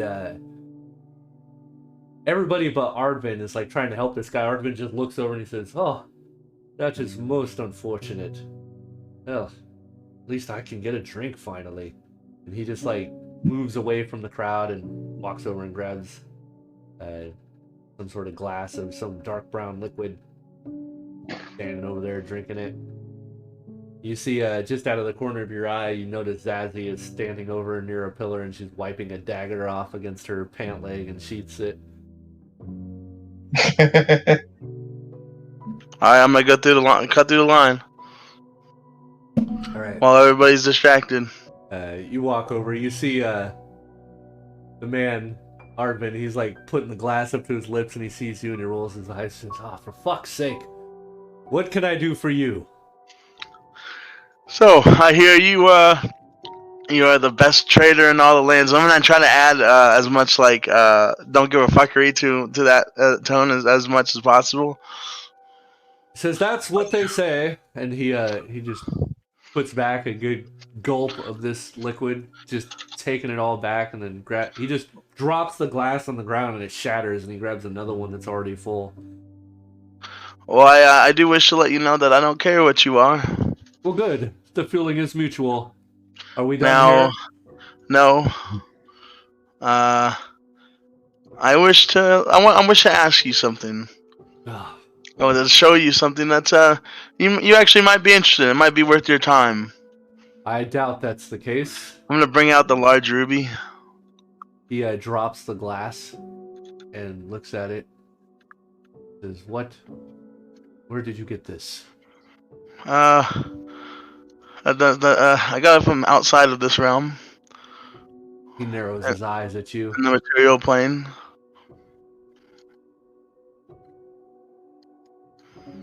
Well, we found it. It was in some lake. What's the catch? What is your purpose here? Why are you talking to me? You obviously don't just come over here with this ruby for no reason. Well, I mean, I'm not gonna give you the ruby for the purpose of why I came over here, but I need you to forgo your dance with the Viscount. Ha! Not gonna happen. Hmm. That dance will assure that I have a lot more influence in this city. Listen, my friend, it's very important that you forgo your dance. And it is very important that I have money and power. You notice I that his understand. eyes have not strayed from that ruby whatsoever. Can you tell me anything about this ruby? Yes. It is in the hands of a buffoon. Can you tell me anything more about the ruby that is not insulting to the one who provided it to you? Are you providing it to me now? Maybe. Hmm. I just wish to know more information about it first. Well, it looks of a high quality, that is for sure. And I feel as though it is in your hands, it is wasted. In my hands, You could sell it for a lot of money. I sure as fuck could. Well, I'm gonna take it back. You just put it away? Yep. And he just stares at you for a long ass minute. He says, you just come over here talking about some dance with a Viscount, flashing a ruby, and then offer nothing? Well, What is your game?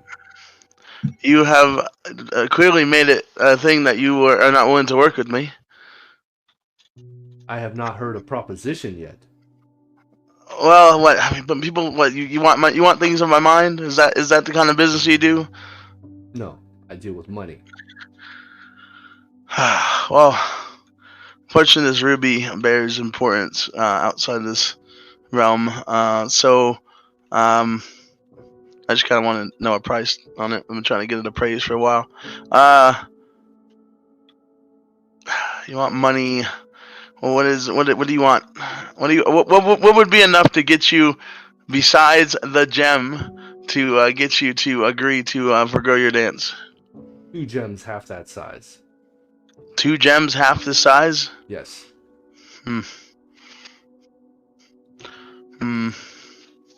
What about a Or 1 of about equal or greater value. what about a decanter that gives you endless water? I don't need it.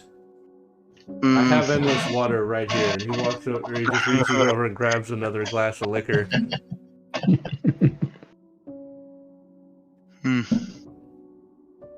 See? And he puts it back and drops the glass. It shatters on the ground. He grabs another one.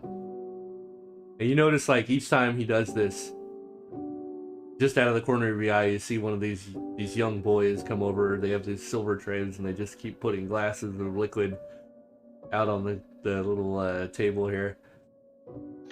And nobody seems to really be cleaning up or caring that he's just dropping these on the ground either.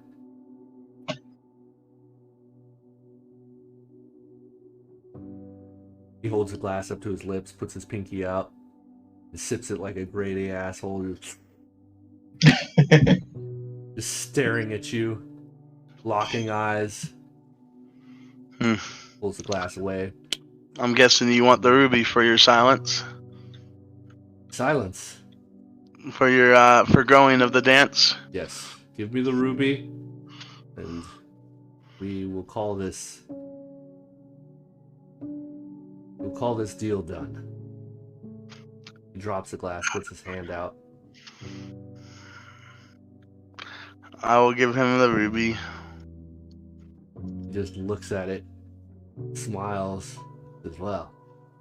Pleasure. Dance with the Viscount another day, I suppose. But on this day, I've come away a winner. He just walks off. Alright, where's the next person, guys? I've been befuddled today.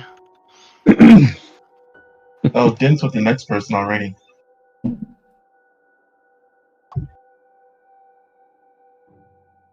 I am.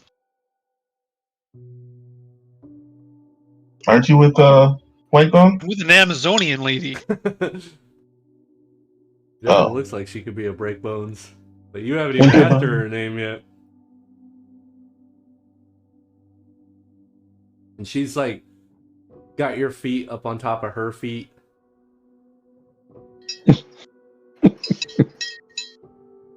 So, my goddess, what is your name? Hilda. I might call you it in lovingness. You may call me Hilda. And what is your name, oh love of my life? Dendrophalix. Ah, Phalix. Indeed. What do you say we... Well, after the sunset waltz, maybe find accommodations more phallic suitable. Oh, God. Ooh. Dend is looking around for anybody he knows, and if he sees anybody within earshot, he's going to go, "This is the best dream ever!" I mean, there are people around, but aside from you two that are just dancing your own thing, everybody else is committed to their waltz. Yes, but I'm looking for, like, if there's any of the Louthmore and Bighorn Adamant. Yep, you don't see Not them. here. You drag your ass to, like, the center of the dance floor. Damn damn, this is the best dream ever, and I can't even tell anybody. Like, what says we have to wait then? Well, I can't not watch those sunset waltz. I would likely never be invited back. You'll want to see it. You'll want to experience it. Ooh, this sounds cool. When is it going to happen? At sunset. I look at the window. It doesn't look like the sun's setting any time faster than it was before. It literally looks like it's been sunset for like the last hour. I'm like, is it gonna move at all, or is it just like we're stuck here? It'll happen. Give it time. And she just like brings you in really close, like smashing the side of your head like right under her tits, just squeezing you almost uncomfortably so. All right, what's the group doing over there? Looking for break bones. How you doing that? Ask around. All right. Yep. There you go. Charisma check for those of you asking about fucking break bones. I find out her first name's Hilda, I'm gonna laugh. One second, I'm having some lag issues. Lag issues.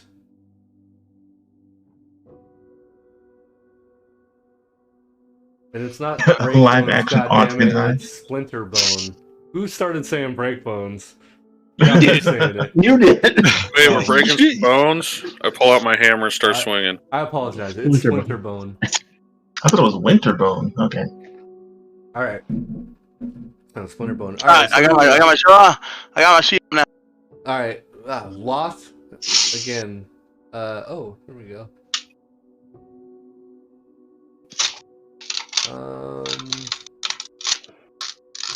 So Loth, you're asking around, and you come up to a young man, and he's probably in his early 20s, and he's been eyeballing this couple that have been dancing for a while, and you just come up and casually ask him, what? Do you know by chance where Lady Splinterbone is? And he slowly pulls his eyes over to you, and you notice that his features are kind of pale, his cheeks are sunk in.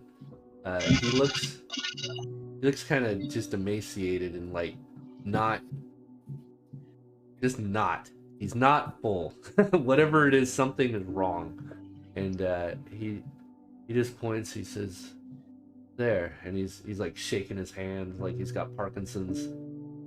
And you look over and you see this very attractive woman, just stunningly beautiful. She's probably about 5'10" or so. She's got long black hair that's been braided back on two sides very tightly and perfectly. Just not even a single tuft of hair poking out from it. She's got bright red lips. And her dress is just elegant, and it clings to her perfectly, like really molding around every curve of her body. And you see that she's dancing with this other man, this gentleman, and she, as the song that they're currently playing kind of comes to an end, for the first time, really, like, you don't remember any of the songs ending, but in this moment, this song ends, and she just kind of leans forward, and it looks like she's whispering something in his ear. And go ahead and make a wisdom check. Okay.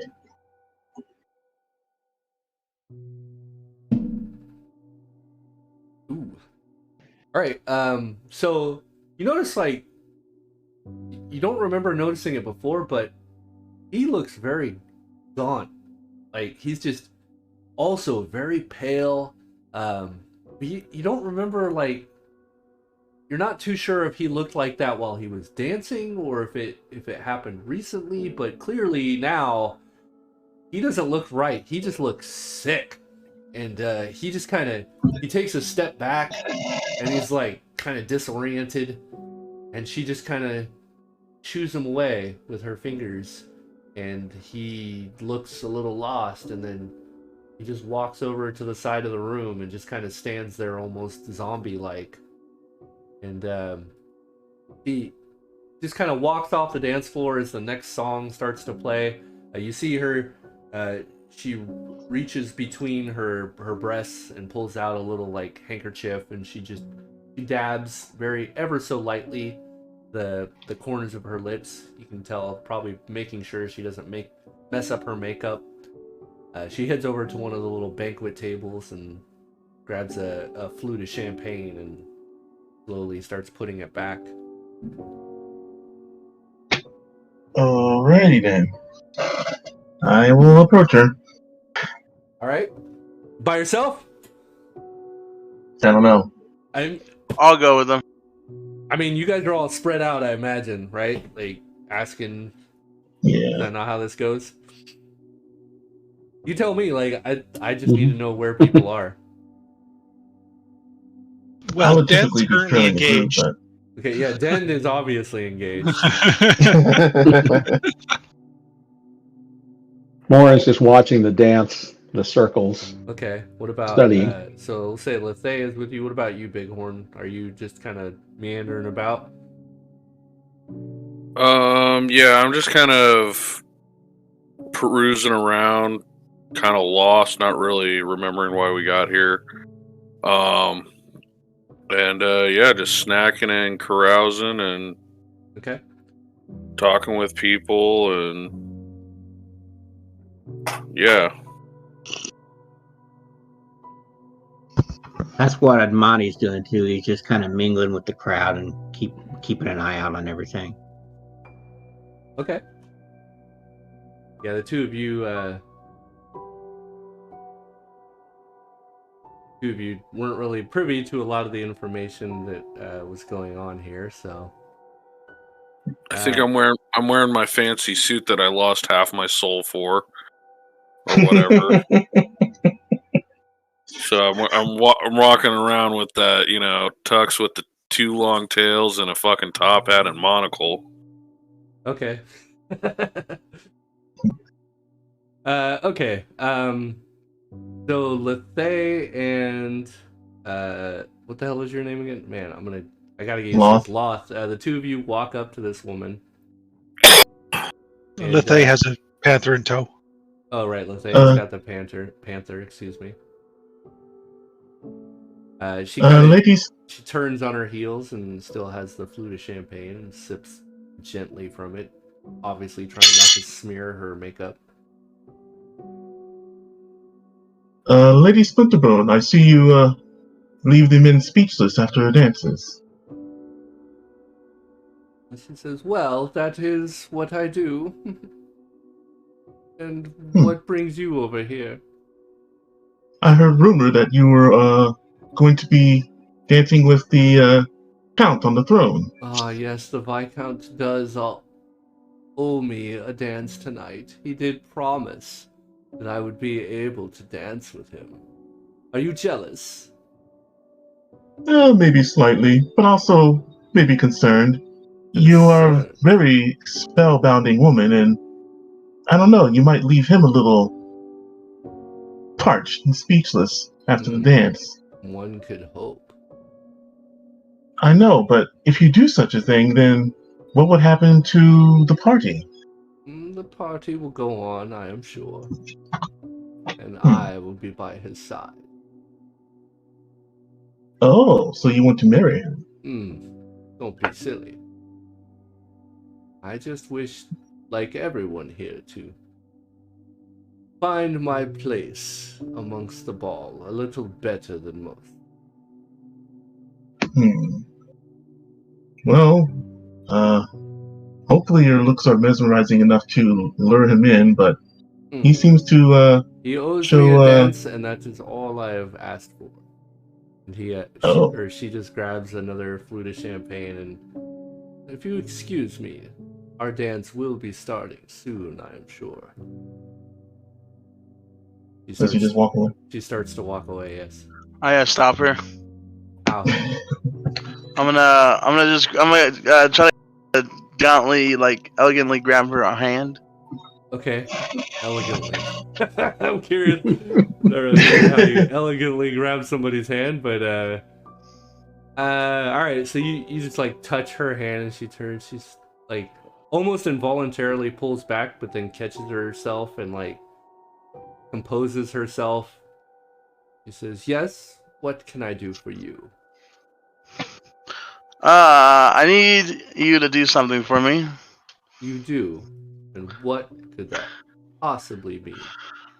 I need you to forgo your dance with the Viscount. Oh, that is brazen, to say the least. Why, in the gods' names, all those heathenous bastards, would I do that? Because it is just something that I need you to do. Oh. What can I do for you to replace that moment or experience that you would have with such a fine man? Oh, well. That is an interesting proposition indeed. What can you do for me? Little to nothing, I would think. Well, try me. She looks over at the Viscount still sitting on his throne and looks at you and she says, I just don't think, my dear, that you have anything to offer me that the Viscount cannot. He offers me status and power in this city. You offer me what?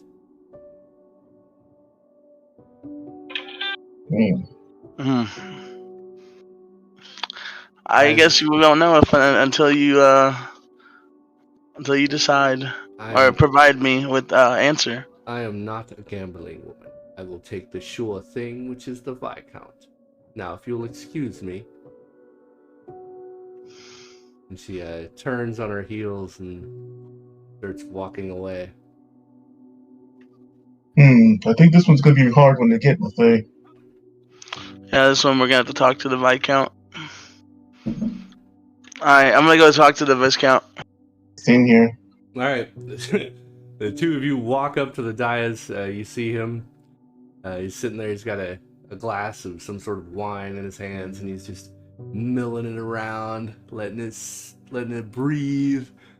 Brings it up to his lips, and then says something as you're coming up, and everyone around him just and then he just looks at you and says, "Oh, you have returned. Is my dance card not as full as it was since the last time you were here?" It is definitely emptied up quite a bit. It has one slot left, and unfortunately, you're gonna need to give up something for that. I need to give up nothing. This is my party. Well, she wants status and power. They all want status and power, of course. But my lady cannot wait. She will be here soon. And how about you dance with her before the waltz? I don't think that's going to work. And as you can see, I am preoccupied. I did not agree to give you a ring so that I could take care of this issue myself. Fine. Perhaps you can give us a hint of information about Lady Splinterbone. What would be her weakness? What would allure her? Struggling with the good Lady Splinterbone, I see. I gotta call. I'll be right back. Yep. Well, I would assume that she would be the most problematic. She has been hounding me for, I can't even say how long. She asks that I dance with her. I finally caved simply because she is so tenacious.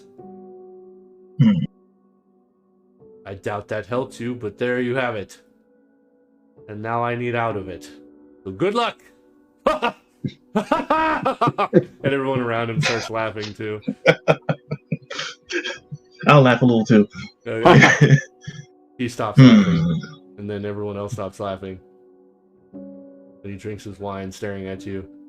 And then I'll be walking you see away. him just start coughing involuntarily, and this like black green mucus just pours out of his mouth. and gets all over the little ruffle on the front of his shirt. And he goes into this coughing spell for like 30 to 40 seconds. And then he just like reaches down, he grabs the little neckerchief and just kind of dabs at the corners of his mouth and wipes his lips. And he just kind of clears his throat and continues to drink. And everyone else is like continuing their conversations around him like it never fucking happened. And he's still just got this like thick, viscous mucus down on his neckerchief.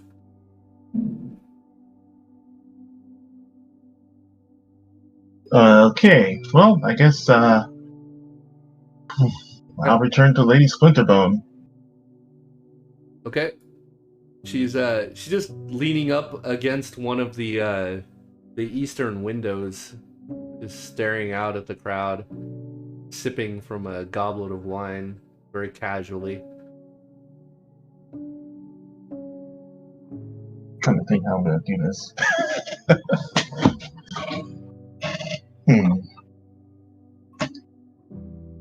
So, Lady Splinterbone, did my associate speak to you about not wanting to dance with the Viscount?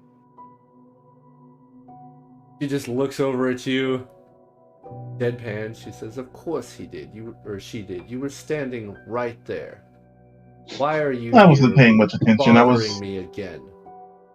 I'm sorry, I wasn't really paying much attention when she was talking to you because I was noticing the hacking and coughing of the Viscount as maybe his old age is kicking in or something, but he does not look as powerful as he usually does.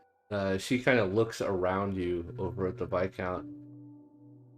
Says, indeed, he does look rather sickly, does he not? Indeed. All the And more such reason sickliness that I would should spread get to in you. close while he still draws breath, and maybe I could take that seat for myself. I highly doubt it. He does have a lady that wishes to dance with him too. She will most likely take the seat. That tramp of a woman does not appreciate what she has. You see her here? No. She comes and goes as she pleases while the rest of us vie for his favor and try to keep on his good side. She just comes That's in because here. That's because she's the one in charge. The workers are always out on the floor, my dear. But the ones who are in charge are always in the back room, doing their own thing.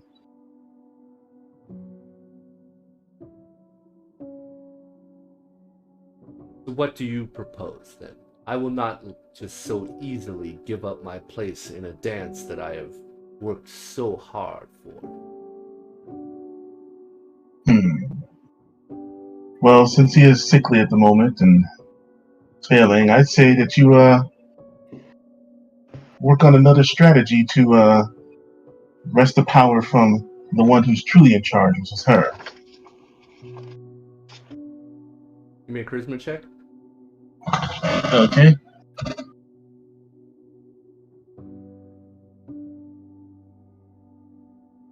I tire of these games. It's been a long night, and I can see that the Viscount is not well this evening. I do not feel like continuing this charade. I'll tell you what. You bring me someone attractive, and he looks you up and down, not of your stature, and I will dance with them. But I must have a replacement. I will not miss the sunset waltz.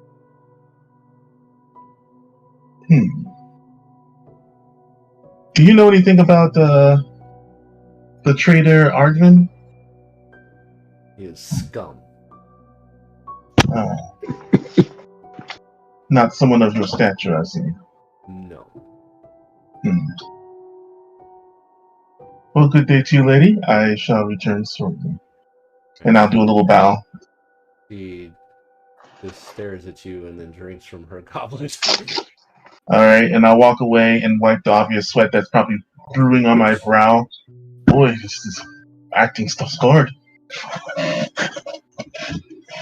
Let me return to anyone that I see that's from the party. Okay, let's see. You see Morin standing there, just looking out around the room. I'll approach him.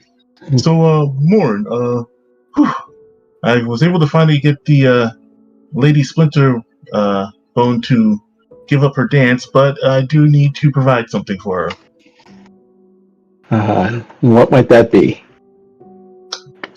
A really handsome person of high stature to dance with in replacement of the Countess, or the Count. Well, looks like we've got a large dance floor full of maybe people that might fit that, but it's hard to tell among these humans who's what. All look lowly to me. Yeah, I'm really only going by like things I've read in the book about these fancy occasions. I'm more of a farm guy, but maybe we could find somebody that's bougie. Sounds like that's what we have to That's a do. good word.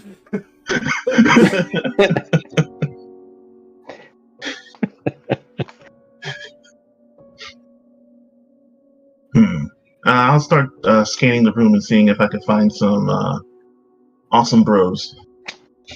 Okay. What about you there, Morn? What are you doing?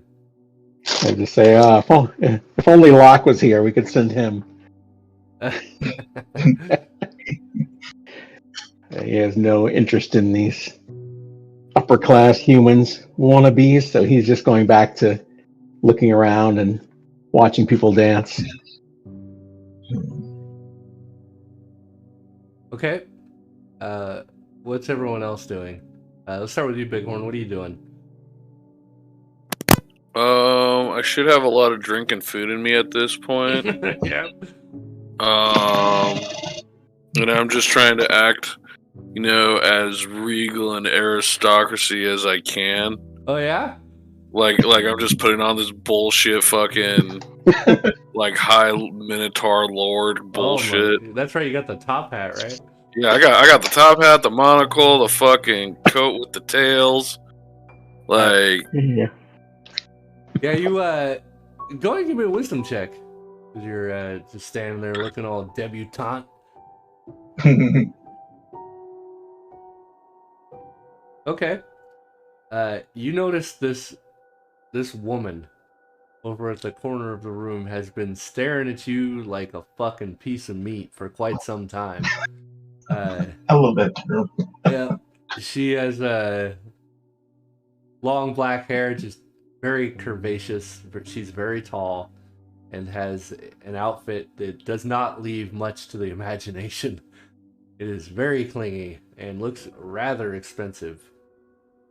And she seems to be sipping a goblet of wine, just staring right at you.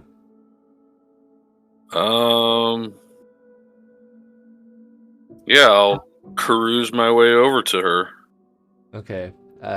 You see her she's got her kind of left shoulder up against the wall a little bit, and she stands up a little straighter as you approach. And you tower over her, and she cranes her neck back to look up at you. Says, "You are quite magnificent, aren't you? What brings you here?" What brings any of us here? And she kind of looks past you over towards the Viscounts throne. She says, "Unfortunately, that rabble." Yes. I try not to play in the politics of things, but just enjoy the atmosphere and the party. All right. You see, she takes in a deep breath through her nostrils, just closes her eyes. You smell. She opens her eyes. Delicious. Where are you from? I sadly do not know that myself. That is unfortunate. You are not from here? No, I am a visitor to these lands. Is it? I'm back. Well, she kind of trails a hand up one of your biceps. What about you? Where do you hail from? Oh, Not too here, often that a little here, a little there. I've been around, unfortunately. I've settled here as my home, thinking I could make a better life for myself, but I tire. Tire of these games. Tire of this Viscount. why can't what is the Viscount in doing to impede you? Well, Can you not leave? he rules over this city, and if I wish to keep any status here, I must remain within his favor, at least somewhat. Ah, But to be okay. fair, he is well beneath me. Just these Uh-oh. rabble don't see it.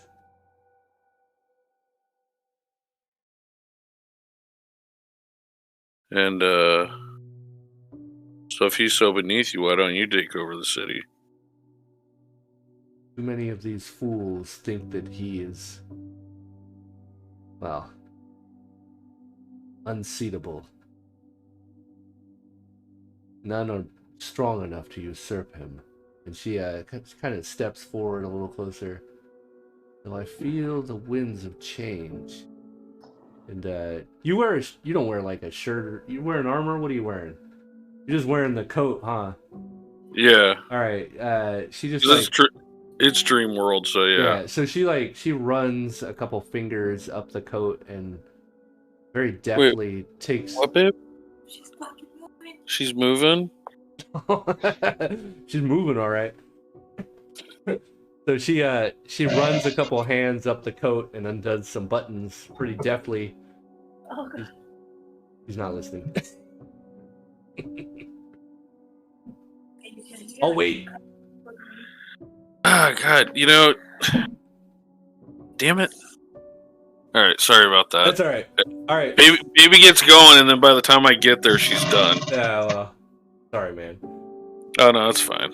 All right. So she looks at you. She says, "Listen, I have this dance with the Viscount, but to be honest, I just don't feel like it tonight. But I must keep my engagement unless someone else is willing to dance the sunset waltz with me." Oh, I noticed that it's been sunset for quite a while. So when is this dance happening? Well, whenever the Viscount decides it is time for it to happen, I would imagine. Ah.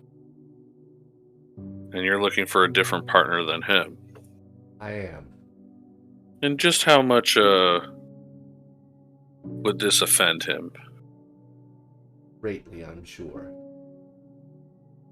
So you want to be in his favor, but you want to piss him off and make him jealous. You make it sound so harsh. Forgive me, bull mentality. But what say you? You be my partner this evening. I don't see the harm in it. It's all just a dream anyway. Is it, though? And she steps closer, and you hear at the other end of the room someone yell out, "This is the last dance before the sunset waltz!" Well, I guess I will. By the way, I never got your name. Oh. You may call me Bighorn. Bighorn. Well, the name suits you. Most here call me Lady Splinterbone. Splinterbone? Yes. How, God damn it, I just had a word for it, too. Shit. Brain turn off. How Anyway, bodacious? Yeah. Well, you may call me Erdrenda. I do not usually allow these rabble to call me by my first name, but Ordurenda? Erdrenda. Erdrenda. Erdrenda. Yes. Much nicer than Splinterbone. Yes, well, unfortunately, many of my people gain their names through deeds more than family. Well, I very much look forward to our dance. Unless you'd like to get a drink until that happens. Most definitely. I am feeling a little pecked. And she takes you by the hand and walks you over towards the little table full of goodies. Both Morin and Loth, as two of you kind of scouring the room for potential candidates, you see the good lady Splinterbone walking with Bighorn hand in hand. Well, I think we don't have to do anything. Problem solved. I'm gonna go and approach Bighorn. Okay? As I approach Bighorn, I bow to him. Sir Bighorn, moment. I'm just Acting gonna as if show I away. was I'm a like, servant. what fucking lady right now? Back the fuck up! I don't know you. Sir Bighorn, there was a message from one of the other nobles here. I'm a little busy right now. I'll take it. Put it in my message box. No, Bighorn's already buzzed, feeling good, and all of a sudden this hot ass lady's all over him. So Alright, he's I'm just gonna like, have to no, hope that- dude, no, you're killing the vibe. Kill the vibe. No clue what the fuck's going on though.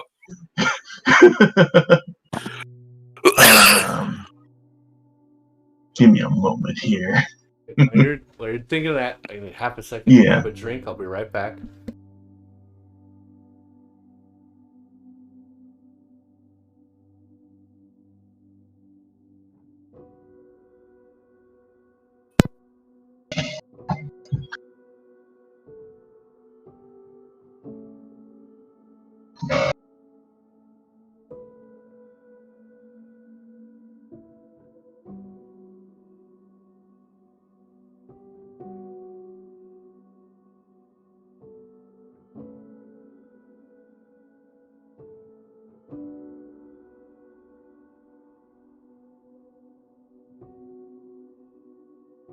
I'm really trying to resist the urge to get a mini fridge for my room. Understandable. Yeah, especially for game nights. Maybe I'll just get like a little igloo for game nights. We had one. Seems ridiculous too, though. Okay, so what did I miss? Did you decide on anything there, Loth? I'm gonna quickly cast a little of the amnesis, which I guess makes a magical pin appear with ink already ready for it. Oh, okay. And if there's some sort of like tapestry or something like a napkin or something I could write on. Sure, there's a whole shitload of them. All right, I'll write on it. Be careful of your dance with her. She seems to leave men parched. Stay strong. What do you do with it after that? I fold it up and I say, "If you're convenient, sir, please read this alone." And I'll hand it to Bighorn. Okay. I'll just take it in pocket. Actually, I won't even hand it to him. I'll just put it in his little pocket on his fancy jacket. All right. All right, and then what? What do you got? And then I'll walk away. "Good day, sir." And I'll go back to Morin. I hope he's smart enough to read it, Roy. Craigie, Yep. I want to go to the Viscount. Okay. You go over to the Viscount. What do you do? I'm gonna let him know that his dancing list is done. He says, "I know. I have had my flies on the wall all around you, watching. And thank you. And he claps his hands. And this young boy comes running out. He's got really messy hair. And he's got a dirty face, just ratty clothes. And he has a pillow. And on the pillow is this large belt. It looks like a fucking WWE championship belt. It's just this big ass fucking belt. Nice giant So belt, ridiculous. And then just in the middle of that is a ring. I'm gonna take it. Says, I want to thank you for keeping your word amongst all of the problems that you have had this evening. Please take the belt as well. I am sure you will find it useful. What does the belt do? You will know as soon as you put it on. I'll put it on. Ah! My beloved! And he stands up and the whole room goes into a hush. Bighorn, Lady Splinterbone, she immediately just grabs you and drags you onto the dance floor much stronger than you thought was possible. Like, I know I'm playing with some kind of fire. Yeah, you're almost certain like she could break your arm with very little effort. And she just brings you in and locks eyes with you. She says, concentrate on me. Do not look anywhere else. And I need you to make a saving throw versus spell, please. Alright, here we go. Battles of the Wills. Unless you don't want to. You can succumb completely. You definitely feel as though she is invading your mind. And you have the full ability to resist. But it's I'll keep my eyes locked with her, but I'll resist. Yeah, so you feel as though her kind of whisper to her, we don't need to play those games. Okay. She immediately, like, you can tell she was like willing some pretty potent powers to do this, and you're barely able to fight it off. Like, you're just like barely hanging on by a thread here. And she immediately, you feel the haze in your mind just go away in an instant, though. As soon as you say that, she just looks at you and smirks, and she says, well, unexpected, but for your own good, please, yes, only watch me. And I keep my eyes locked with her, but yeah, I'm like at the same time like not playing some of her games. Okay. The rest of you, not so lucky. You see as the whole dance floor just fucking clears, except for these two idiots that have stepped onto the dance floor. For a moment, you look over at Bighorn and Lady Splinterbone as they are starting to dance. And then you just all see the entire room starting to crane their neck backwards, looking up towards the ceiling as... the Viscount, he's just walking down the little dais, and he has his hands just splayed out. Oh, my beloved, you have finally arrived. And then he just starts coughing, and this fucking black bile just comes out in just copious amounts, just covering the entirety of his jacket and coat, just splattering all down his trousers. Like, his little neck frill is just not cutting it anymore. It's just saturated. And you guys look up to see what everyone else is looking at, and you just see this massive purple bloated spider just coming down into the center of the room. The thorax of this thing must be 25 feet in diameter. It just lands in the center of the room, and it has these massive, like, blade-like mandibles coming out of the side of its head. And he just walks over straight up to this thing, and nobody's, like, looking at it in horror or anything. They're just kind of looking as you would look like if you were at a wedding, and, the bride and groom were doing their first dance. And it just, like, it reaches out with two of its fucking mandibles, and he just embraces this thing like a madman, like right into its maw, essentially. And he grabs one of the mandibles and like runs his head up against the side of it. Says, "Oh, my beloved, I have missed you so much." I'm gonna say, under a low tone to Morin, I was right. He isn't the one in charge.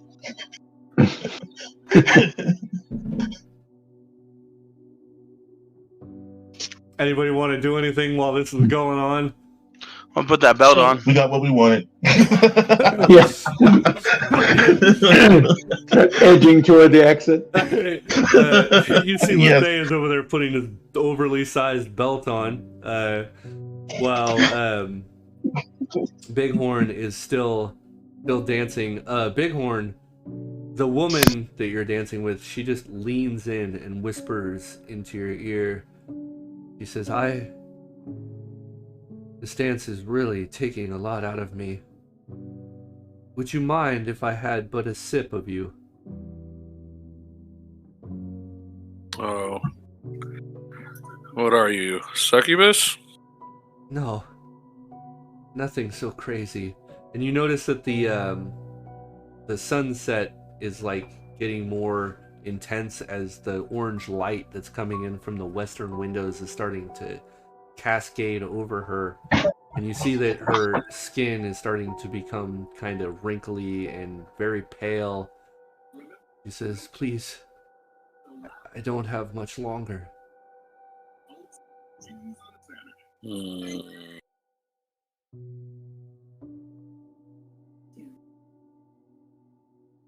All right. All But right? a sip Okay. any further, and yeah. All right. So she wraps her arms around you, like, and you feel all the strength that she had when she was like dragging you onto the dance floor. That shit's gone. Like, she feels frail. Like, if you even move just a little bit, you might break every bone in her body. And then there's this kind of numbing sensation in the side of your neck. For a second, it's like a pinch, but then it's gone. And then you just feel your blood heating up and your face getting flushed.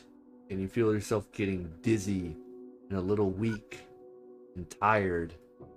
And then everybody wakes up. You all find yourselves back on the ship. Bighorn, you expected to see yourselves in the clearing, but you're at the hold of the ship, and you see Skywin is looming over all of you. She says, by the gods, I thought none of you would ever wake up. Those women brought you on, said you've been comatose for longer than they had expected. Boy, I'm gonna look over to Bighorn. You didn't read my note, did you?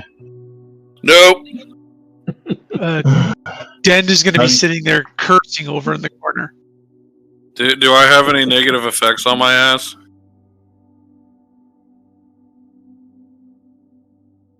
Yes. What do I got? Like, that delay was beautiful.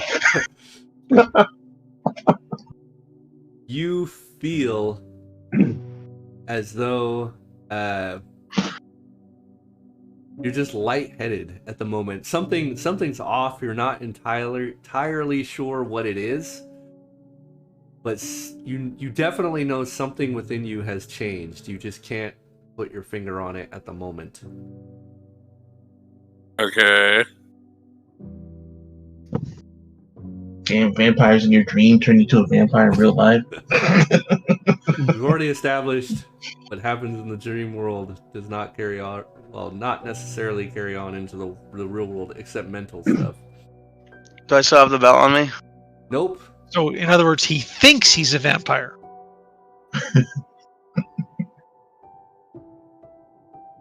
I do have that ring on me, though, right? Nope. What the hell? Those are dream items, my When dude. you go back, when you go back, Yeah, when you go back, hopefully. they will be there. But for the purposes, yeah, anything you bring back from the dream world into the prime material plane does not exist. With The real question is, the ruby's still there? Yeah, that is the real question, isn't it? Is the ruby still there? You look for it? Yeah. It's still there. Oh my god, I gypped the guy out of the ruby. Yep. You didn't even know you were doing it. That's so sweet. I thought you knew that you were doing that. Yeah. That's pretty boss. I was wondering how you guys were gonna bribe him, but that was pretty good. Yeah. All right. Well, you see, Skywin is kind of looking over the group. She says, "Well, you bastards are all alive and well and not comatose anymore. We're shoving off. We've delayed enough, and those bitches promised us favorable winds.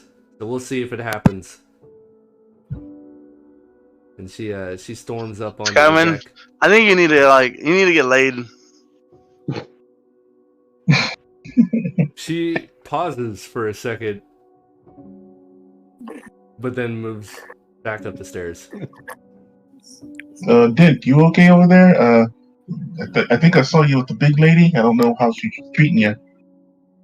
It was the best dream ever, and it ended before anything happened. It's like teenage years all over again. Hey, wait, remember, when we go back in, we're going to continue right where we left off. Dan gets this look in his face going, that is good. Yes, indeed. I'm gonna go find, where is Panty? The last thing you remember, Dan, It is still no nut November. the two of you left the dance floor to watch this spider start coming down, but you were too lip locked with this Amazonian woman to even notice. She had you up in the fucking, like she was gonna carry you across the threshold. Do you guys think we're going to have to deal with the spider when we go back, though? Hopefully these two with some more reading might be able to figure out. They already know how to go different places, so since we've already collected the thing we needed there, maybe we don't have to go back. I guess so, but yeah, we do have. I don't know. This is a little confusing to me. Does that mean you guys want to do some more research? Is that what I'm hearing? I guess we should do some more whatever research. they think they need to do, yeah. Okay. Yeah. What are you doing, Bighorn, right now? Kind of in a daze, trying to figure out what the fuck happened, what she took from me, just processing it all, Okay. and then making sure I got all my bits. I mean, you seem to have everything. Okay. Yeah, she didn't take your manliness. I don't know. She seemed to want it pretty bad. But anyway. She wanted that big horn. Yeah, and after that, I'll probably head up to the upper deck and just see where we're at. And yeah. All right.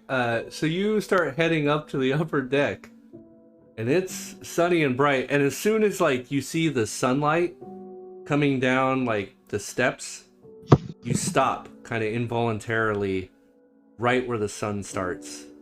And I need you to make a saving throw versus paralyzation. Oh my gosh. Oh my god. We're still in the fucking dream. Saving throw versus what? Paralyzation, please. Oh, fuck me. Fuck. You're fucking nope, I'm not going up there. Whatever. You have this gut feeling, if you step into that sunlight, you will turn to ash. Ah, fuck, really? That's how you feel. Oh dear Lord. We got a night cow.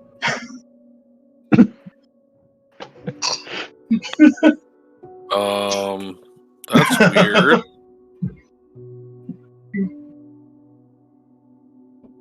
Let me roll again. Tomorrow. I want to see what happens. You can only roll once a day. Damn it. Okay. But you can move about freely at night, or if you can somehow nullify the sunlight.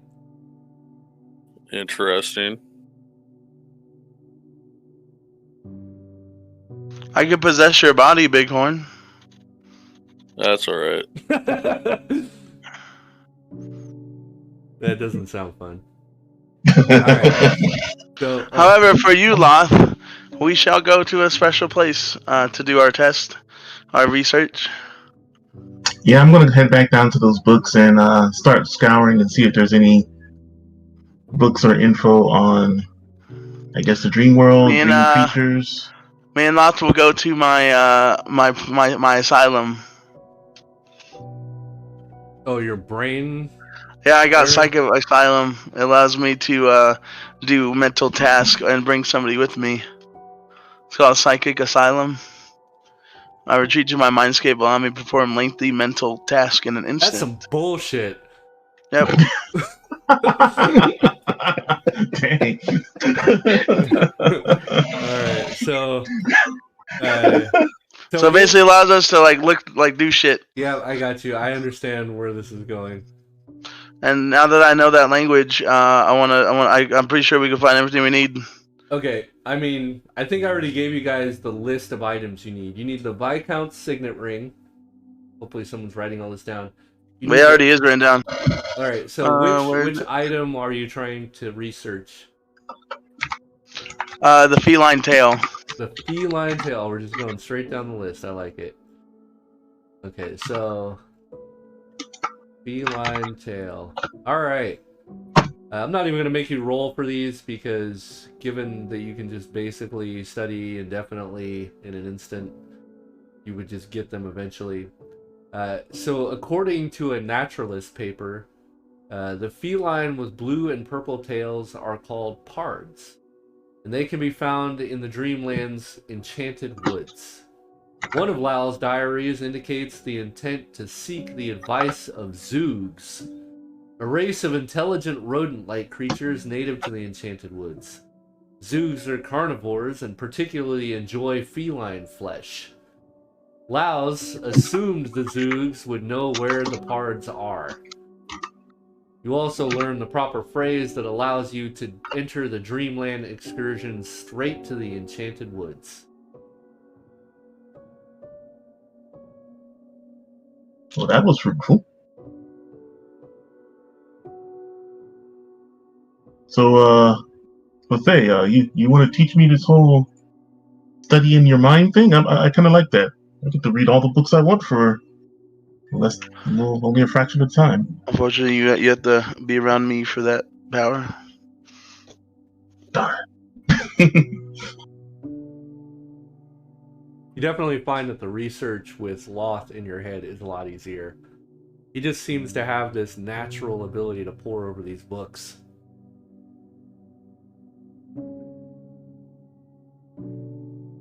Well, we now know what we can do. We can actually go back in the dream and not even go back to the banquet hall. But my buddy Dick is gonna not be very happy about that. I just want to tell you. Why is that? I guess, well, the term that us farm boys would use is he went to score.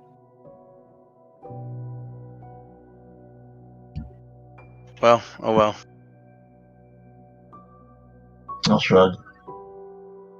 I'll head down to the rest of the people on the ship, or the rest of our crew in our little party here, and tell them what I know about this feline tail and the Zoogs? the rodent people, the Zoogs. Yeah. Yeah, and I'll even tell them the words that we have to say or whatever to go to that spot in Dreamland, just in case we all need to work together or something to get to that spot. Okay. Alright, so the next... I don't really need to give you guys a rest, but I'm going to extend the day here. Because you guys can just move on to the next dream sequence if you want to. Or unless there's something else you would rather be doing. If this was a video game, we'd be doing a side quest in that dream sequence. I mean, you can always travel back to places you've already been too. So for whatever reason, these lovebirds want to go back to the Viscounts ball. You can go straight back there. You don't have to deal with the nonsense of the city because you know the area now. So moving around the dreamscape when you've already been there and are familiar with it is not difficult. It's the new places that are more challenging. But knowing the exact phrase to get there does minimize the potential for bad shit to happen.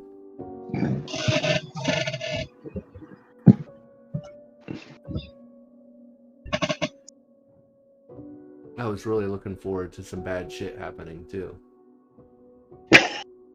I thought bad shit did happen when like I'm a fucking vampire fucking minotaur now. Well, apparently. You think you are, at least. I think I am, therefore I am. Yep. That is how it works. Alright, so what are you guys doing? What's the consensus here? I guess we're going back in. Onward. Are you going Dream on. to the Enchanted Wood? Yep.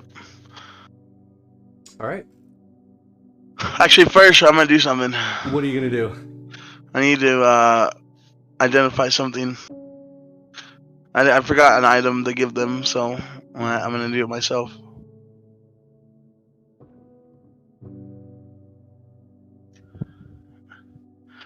You want me to put what I'm identifying in the party sheet? Yeah, please. Messed up.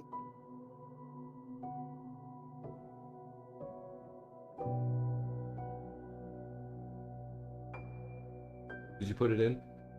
Yeah. That's what she said. That's what I was thinking.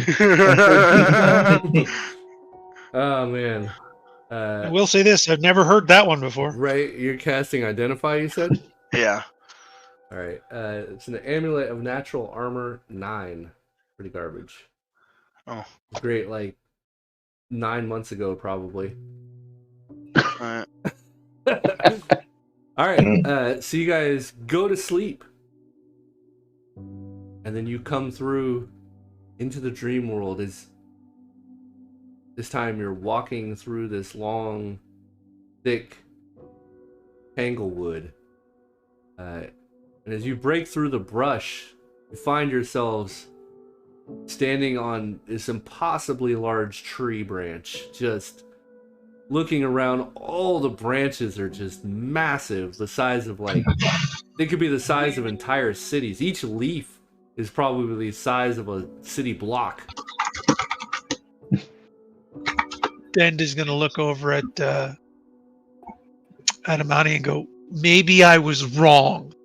This might be the best dream ever. Well, I'm glad that there was a good substitute for you. I was a little worried about, walking away from the other one. And then Dend is going to go, okay, we're looking for pards, right? Zazzy says yes. Believe that's what you said earlier. Okay. What are we going to do when we find one? We just Kill need it. its tail, right? So we cut the tail off and call it good.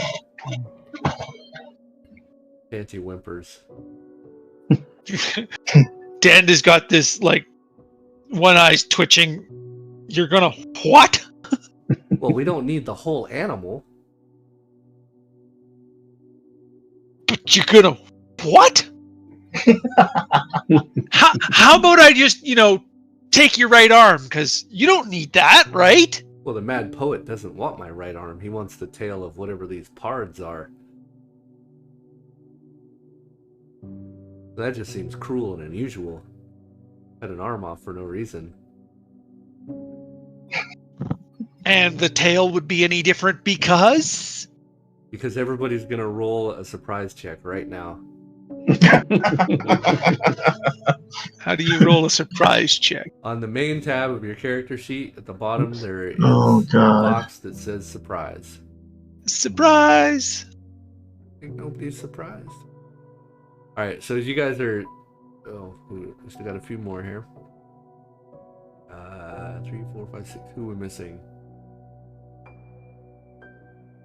Bighorn? Bighorn with his lady at the moment. Alright. Oh, it's Lethay. Lethay!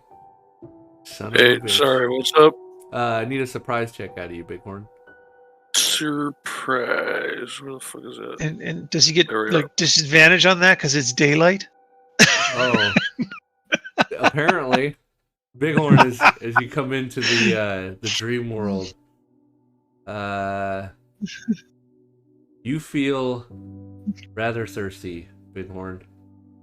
And even at first you're kind of afraid of the sun, but you notice it doesn't hurt you here. But it does make you unbelievably thirsty as it washes over you. And it's kind of distracting you. You can't concentrate on anything but your thirst. Everyone else, though, you see the leaves in front of you beginning to rustle, and you just see this crazy looking creature come tearing out of some of the leaves and foliage. This thing looks like the features merge of a horse and a human. This monstrosity has this equine snout, but also sharp fangs and long forelimbs with clawed fingers. And it's just like, its back legs are hooved, and it's kind of hunched forward almost like a troll, and it's just tearing ass all through the foliage, just coming at all of you, just neighing and shit. It just rips through right at all of you. I need everybody but Bighorn to roll initiative. Oh, you know what? As a matter of fact, no, we'll just end there for the night because it's already 8:53. Next week, we will start right into this encounter. Nice. Great job, guys. We're going to roll right into some battle next week for those of you that I know have been jonesing for it. Nice. Your mom's jonesing. Oh! And that is great. You didn't give me that belt today. It was a great job. Oh, yeah, we'll deal with your belt, too. I'll give you that. Yeah, that was a good roleplay session. Very much was. Yes. You all have a great night. Great session. Thank you very much. All right. Have a good night. See y'all next Wednesday. Good game. Good game. See you all next week. Bye, friends.